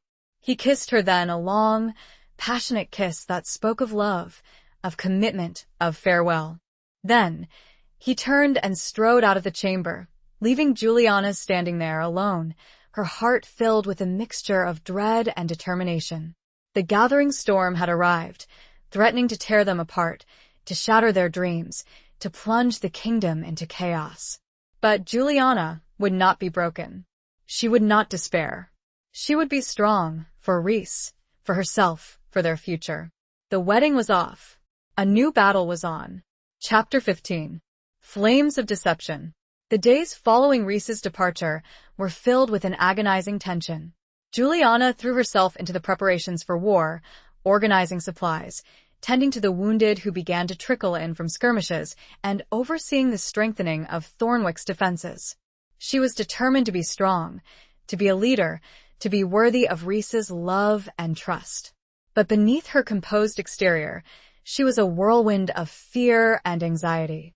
She missed Rhys terribly, his presence, his touch, his reassuring voice. She worried about his safety, about the dangers he faced, about the possibility that he might not return. She found solace in Astra, the falcon Rhys had given her. She spent hours training the bird, flying her over the castle walls, her sharp eyes scanning the horizon, a symbol of hope and freedom in a world consumed by conflict. One evening, as she was standing on the battlements, watching the sunset paint the sky in shades of fiery orange and blood red, a messenger arrived, bearing a sealed letter. It was from Rhys. Juliana's heart leaped with a mixture of excitement and dread. She tore open the letter, her hands trembling, her eyes scanning the familiar handwriting. The letter was brief, written in haste. Rhys reported that he had engaged Kelgar's forces in a series of skirmishes, that the fighting was fierce, that the enemy was strong and determined. He reassured her that he was safe, that he was taking every precaution, that he would return to her as soon as possible. But there was something in the tone of the letter, something unsettling. A sense of urgency, of foreboding, a hint of something unsaid. Juliana read the letter again and again, trying to decipher the hidden meaning, trying to understand what Rhys was not telling her. She felt a growing sense of unease, a premonition that something was terribly wrong. She decided to seek advice from Agnes, the old healer, who had become a trusted confidant and a source of wisdom and comfort. Agnes, Juliana said, her voice troubled, her hand clutching the letter. I don't like this. There's something wrong. Something Rhys isn't telling me. Agnes took the letter, her wrinkled hands gently smoothing the parchment, her eyes scanning the words. She nodded slowly, her expression grave. Child, she said. There is darkness here. A sense of deception. A feeling of impending doom. But what does it mean? Juliana asked, her voice filled with desperation. What is happening? What is Rhys not telling me? Agnes hesitated, her eyes flickering with uncertainty. I cannot say for sure, child, she said. But I sense a trap. A betrayal. Someone is working against him. Someone is plotting his downfall. Juliana's blood ran cold. A trap? A betrayal? Who would betray Rhys? Who would want him dead? She thought of Elmsworth, still imprisoned, awaiting trial. Could he be behind this? Could he have somehow orchestrated a plot from his cell? Or could it be someone else? Someone closer to Rhys? Someone he trusted? The possibilities were terrifying, the implications devastating. Juliana knew that she had to act, that she had to find out the truth, that she had to save Rhys. She decided to take a desperate gamble. She would use Astra, the Falcon, to send a message to Rhys, a warning, a plea for him to be careful, to trust no one. She wrote a short, coded message on a small piece of parchment, attaching it to Astra's leg. She whispered instructions to the bird, her voice filled with urgency, her heart filled with hope. "Fly, Astra," she said, releasing the falcon into the twilight sky. "Fly to Rhys. Fly and save him." She watched as Astra soared into the air, her wings beating strongly, her silhouette disappearing into the gathering darkness. Juliana felt a flicker of hope, a sense of connection to Rhys, a belief that somehow, someway, her message would reach him, that he would be warned, that he would be saved.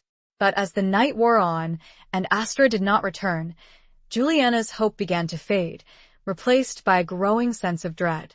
The flames of deception were burning bright, threatening to consume everything she held dear. She had sent her only messenger, her only hope, into the heart of the storm. And she could only wait and pray that it was not too late. The silence became oppressive.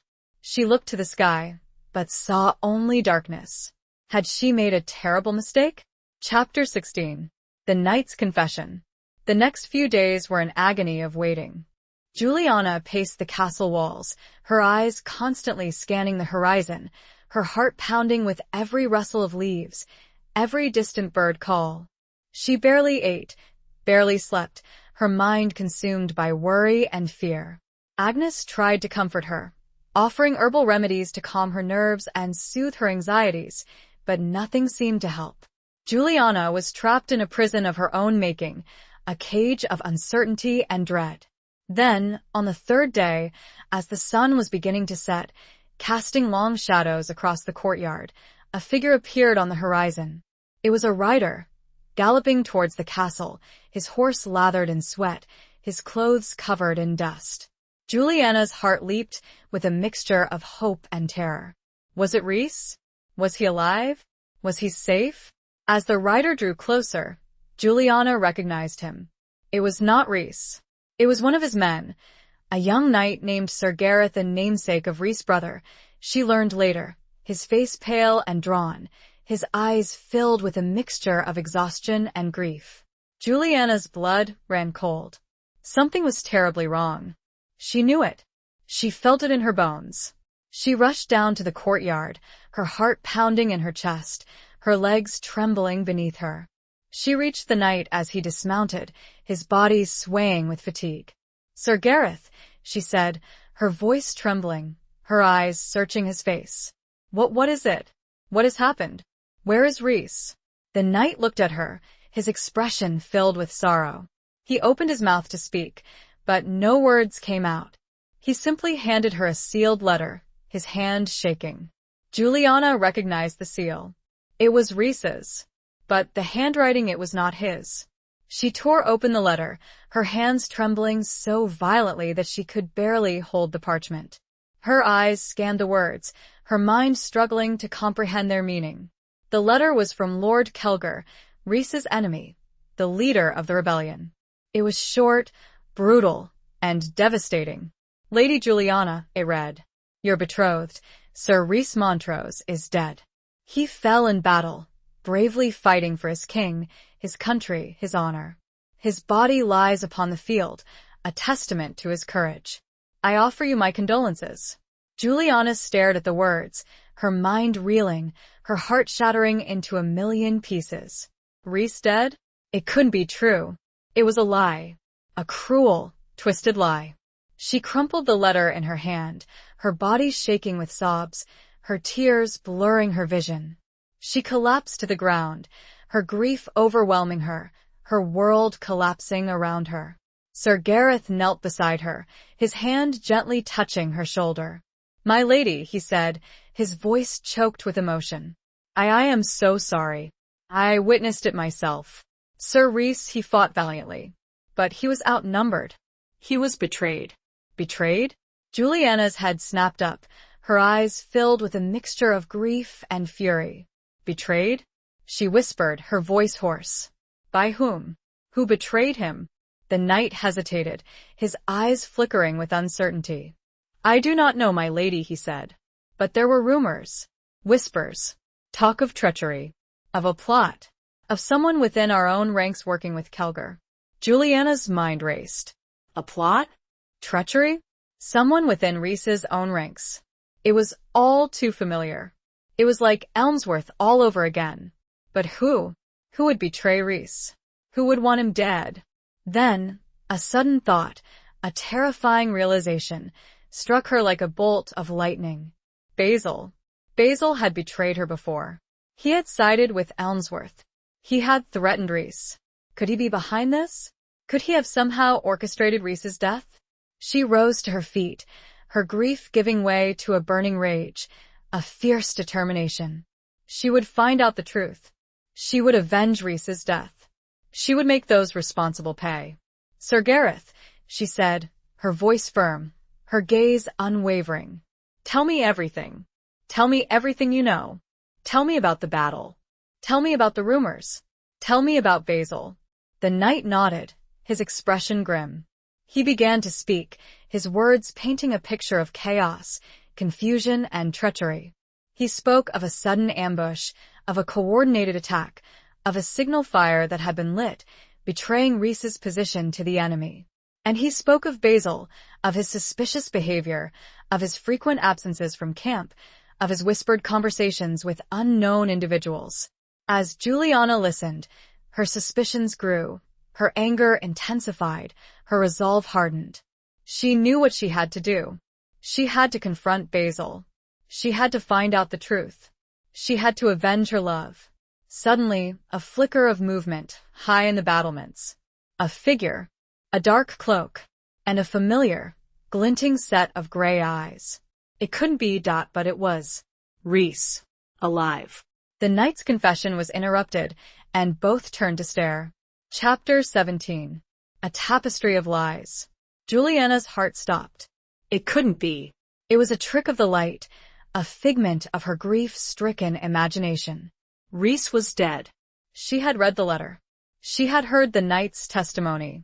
But the figure on the battlements remained, solid, real, unmistakable. He moved with Rhys's characteristic grace, his dark cloak billowing in the wind, his gray eyes fixed on her, filled with a mixture of relief, love, and something else. Something that looked almost like guilt. Rhys? Juliana whispered, her voice barely audible, her legs trembling beneath her.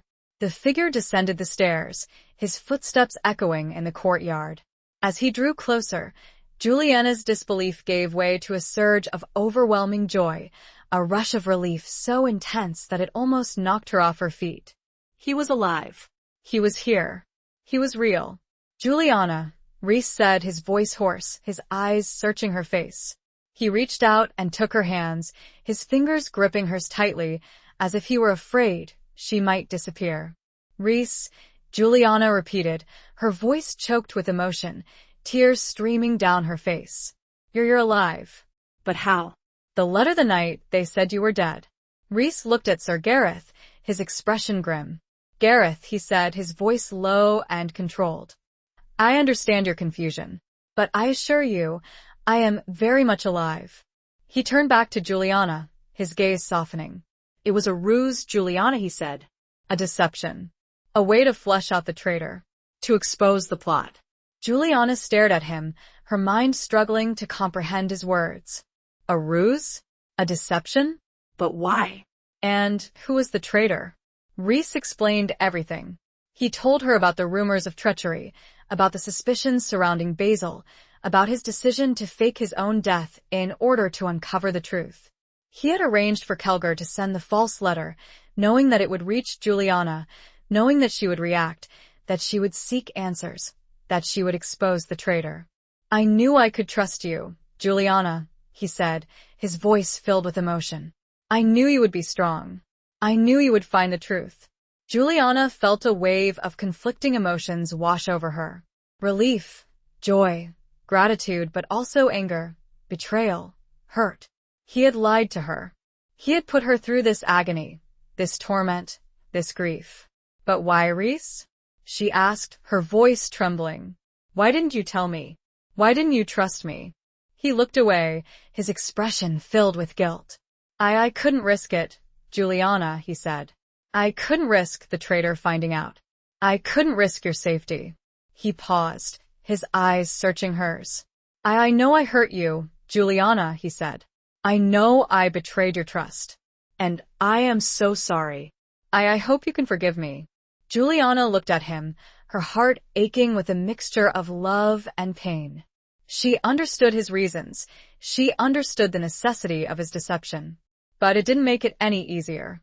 It didn't erase the hurt, the fear, the grief. I need time, Rhys, she said, her voice barely a whisper. I need time to process this. I need time to heal.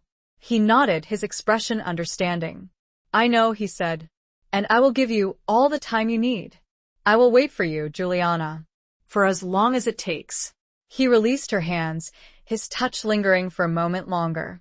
Then, he turned and walked away, leaving Juliana standing there, alone in the courtyard, her heart a battlefield of conflicting emotions.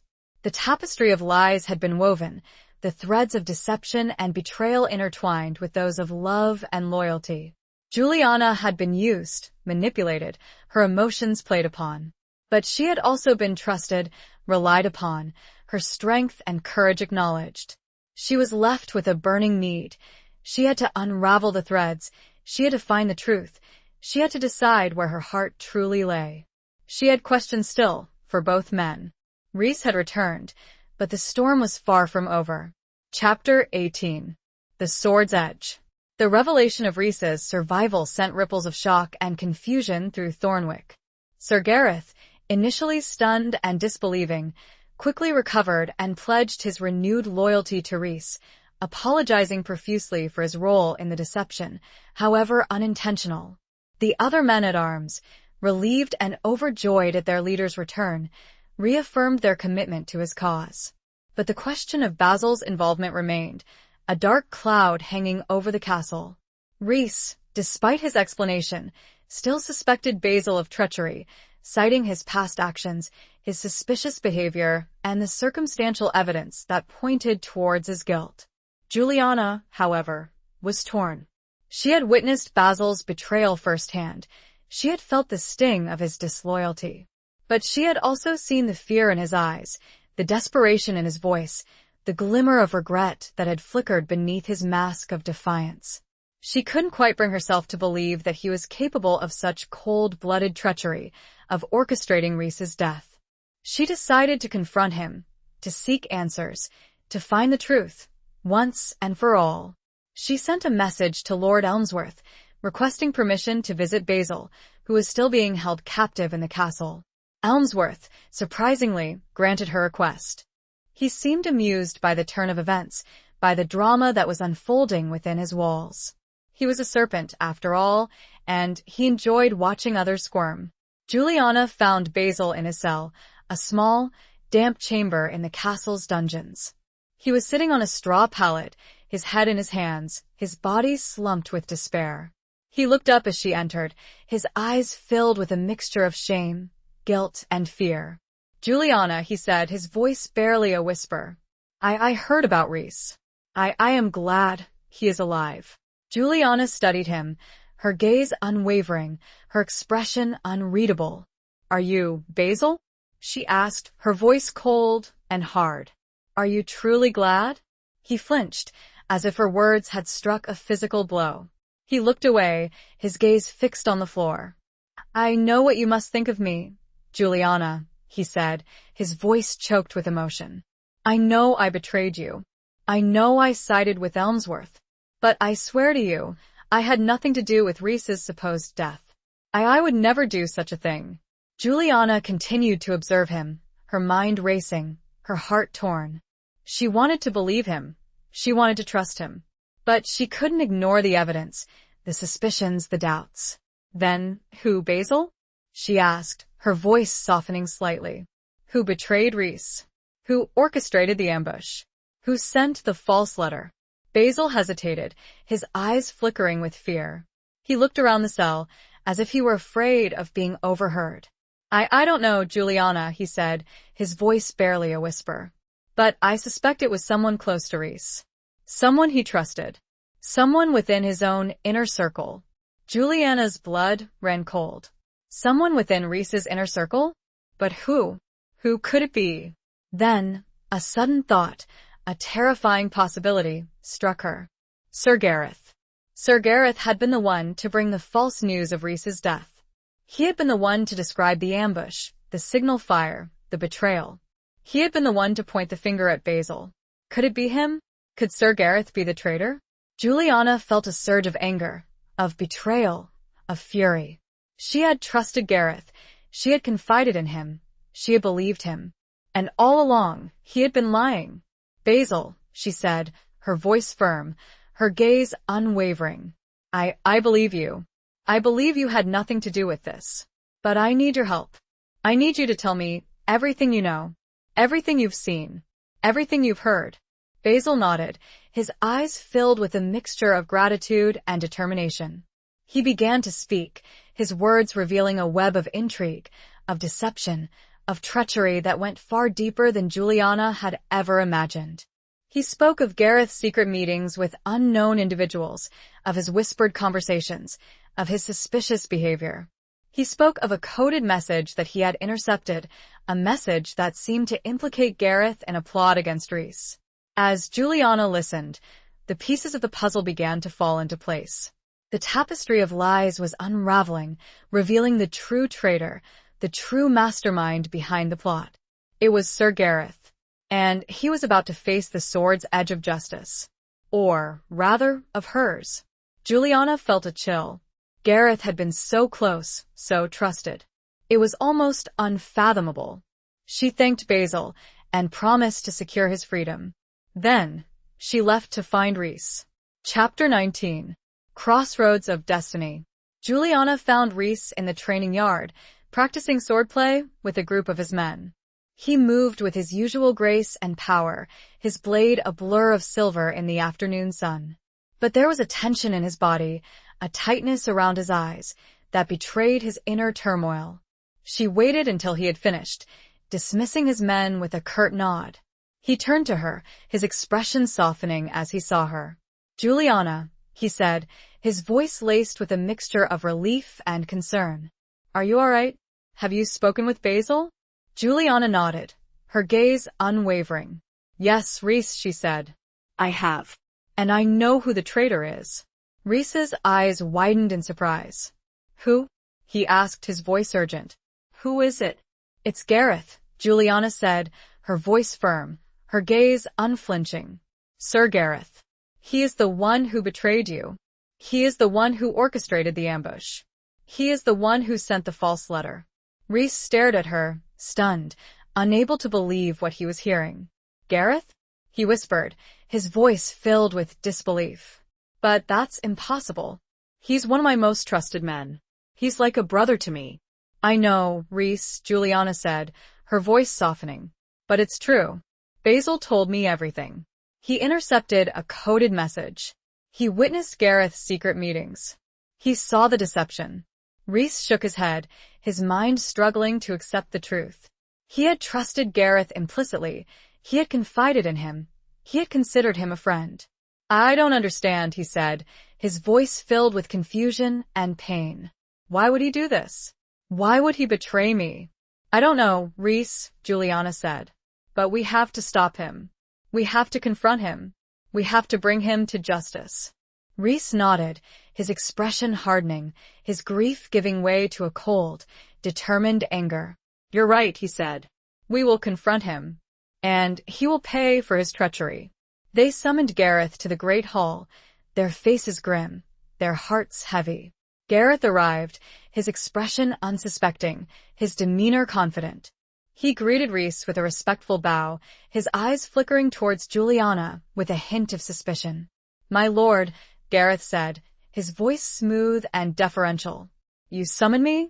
Yes, Gareth, Rhys said, his voice cold and hard. We have something to discuss with you. Something important. He gestured towards Juliana, who stepped forward, her gaze unwavering. Sir Gareth, she said, her voice clear and steady. We know. We know about your betrayal. We know about your plot. We know about your treachery. Gareth's eyes widened in surprise, his confident demeanor crumbling. He opened his mouth to speak, but no words came out. He looked from Rhys to Juliana, his expression a mixture of fear and desperation. I don't know what you're talking about, he stammered, his voice trembling. I would never betray you, my lord. I am loyal. Your loyalty is a lie, Gareth, Rhys said, his voice filled with contempt. Just like everything else about you. He drew his sword, the steel gleaming in the torchlight. Gareth instinctively reached for his own weapon, but Rhys was faster. He lunged forward, his blade striking Gareth's arm, drawing blood. Gareth cried out in pain, dropping his sword, his hand clutching his wounded arm. He stumbled backward, his eyes filled with terror. Why, Gareth? Rhys demanded, his voice shaking with anger. Why did you do this? Why did you betray me? Gareth collapsed to his knees, his body trembling, his face pale. He looked up at Rhys, his eyes filled with a mixture of shame, guilt, and despair. I had no choice, my lord, he whispered, his voice choked with emotion. Kelgar, he threatened my family. He threatened to kill them. I had to cooperate. I had to betray you. Rhys stared at him, his anger giving way to a flicker of pity. He understood. He knew the lengths to which a man would go to protect his loved ones. But it didn't excuse Gareth's actions. It didn't absolve him of his guilt. You should have come to me, Gareth, Rhys said, his voice softening slightly. You should have trusted me. We could have found another way. We could have protected your family. Gareth shook his head, tears streaming down his face. I was afraid, my lord, he said. I didn't know what to do. I made a mistake. A terrible mistake. Rhys lowered his sword, his expression conflicted. He knew that Gareth deserved to die, that he had committed treason, that he had betrayed his trust. But he also knew that he had acted out of fear, out of desperation, out of love for his family. He looked at Juliana, his eyes seeking her guidance, her judgment. Juliana met his gaze, her expression unreadable. She knew that the decision was Rhys's to make, that he had to choose between justice and mercy. It was a crossroads of destiny, a moment that would define them both, that would shape their future, that would test the limits of their love, their loyalty, their compassion. Rhys looked back to Gareth and sighed. The decision had been made. Chapter 20. The Dawn of Redemption. Rhys sheathed his sword, the metallic rasp echoing in the silent hall. Gareth looked up, his eyes filled with a mixture of surprise and hope. He had expected death, he had braced himself for it. But Rhys had chosen mercy. I will not kill you, Gareth, Rhys said, his voice low and firm. But you will be punished. You will be stripped of your title. You will be banished from my lands. You will never be allowed to bear arms again. Gareth nodded, his head bowed, his body trembling with relief. Thank you, my lord, he whispered, his voice choked with emotion. Thank you for sparing my life. Rhys turned to Juliana, his gaze searching hers. He saw understanding in her eyes and approval. He had made the right decision, he knew. He had chosen compassion over vengeance, mercy over justice. He ordered Gareth to be taken away, to be escorted to the borders of his lands and released. Then, he turned back to Juliana, his hand reaching out to take hers. I hope I did the right thing, he said, his voice hesitant, his eyes seeking her reassurance.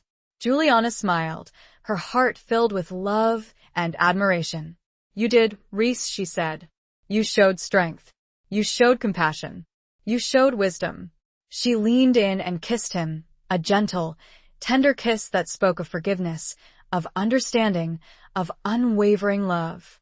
With Gareth's treachery exposed and his punishment meted out, the final pieces of the puzzle fell into place. Kelgar's rebellion, deprived of its key informant and weakened by internal divisions, quickly collapsed. The threat of civil war was averted, the kingdom secured, peace restored. Rhys and Juliana, their love tested and strengthened by the trials they had endured, finally turned their attention to their wedding. They decided to proceed with the ceremony at Thornwick, a symbol of their resilience, their hope, and their commitment to building a new future together. The wedding day dawned bright and clear, the sky a brilliant blue, the air filled with the scent of flowers and the sounds of joyous celebration. Thornwick, partially restored and adorned with banners and streamers, looked magnificent, a testament to the love and determination of its new lord and lady. Juliana, dressed in a gown of white silk and lace, her hair adorned with flowers, looked radiant, her eyes shining with happiness, her heart filled with love. Rhys, clad in a tunic of dark blue velvet, his gray eyes reflecting the warmth of the sun, looked every bit the noble warrior, his strength tempered by a newfound gentleness. The ceremony was held in the castle's chapel, the same chapel where Juliana had prayed for strength, for guidance, for deliverance.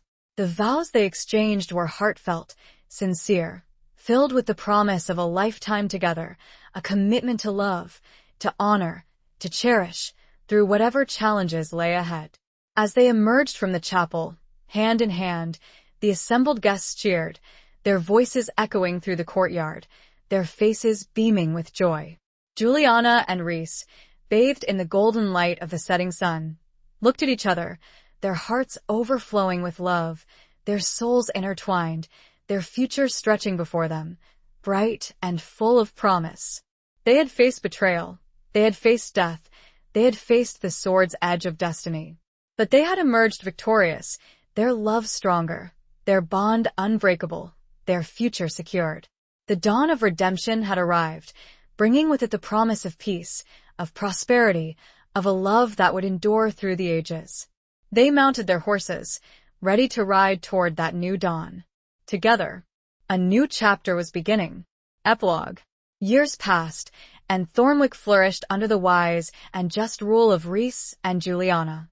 The castle was fully restored, its walls stronger, its gardens more beautiful, its halls filled with laughter and the sounds of children playing. Rhys and Juliana had 3 children, a son, named Alaric, after Juliana's father, a daughter, named Lyra, after Rhys's mother, and a second son, named Gareth, a testament to Rhys's act of mercy and his belief in redemption. Basil, freed from Elmsworth's clutches and cleared of any involvement in Gareth's treachery, became a trusted advisor and a close friend to Rhys and Juliana. He never married, dedicating his life to scholarship and service, finding solace in his books and his loyalty to his family. Lord Elmsworth, tried and convicted of treason, was stripped of his titles and lands and imprisoned for life. His rebellion was a distant memory, a cautionary tale of ambition and greed. Sir Gareth, banished and stripped of his title, disappeared into obscurity. Rumors persisted that he had become a mercenary, fighting in distant lands, seeking redemption for his past sins. Rhys and Juliana never forgot him, their hearts aching with a mixture of pity and forgiveness. Rhys and Juliana ruled their lands with compassion and wisdom, fostering peace and prosperity, their love for each other a constant source of strength and inspiration. They were known throughout the kingdom as the lion and the healer, the warrior and the peacemaker, the couple who had overcome adversity and built a better future for their people. They often walked the battlements of Thornwick, hand in hand, watching the sunset paint the sky in shades of gold and crimson, remembering the trials they had endured, the challenges they had overcome, the love that had sustained them. One evening, as they stood there, their children playing at their feet, Astra perched on Juliana's wrist, Rhys turned to Juliana, his gray eyes filled with love and gratitude. "We did it, Juliana," he said, his voice soft, his hand gently squeezing hers. "We built our future. We found our happiness. We created our home." Juliana smiled, her heart overflowing with love, her eyes shining with tears of joy. "Yes, Rhys," she said. "We did." Together. They kissed a long, tender kiss that spoke of a lifetime of love, of commitment, of shared destiny. The sun dipped below the horizon, casting long shadows across the land, but for Rhys and Juliana, the darkness held no fear. They had each other, they had their family, they had their love. And that was all that mattered. The echoes of the past had faded, replaced by the vibrant symphony of the present and the hopeful promise of the future. They had faced the storm and emerged stronger, wiser, and more deeply in love than ever before. The lion and the healer, together forever. The end.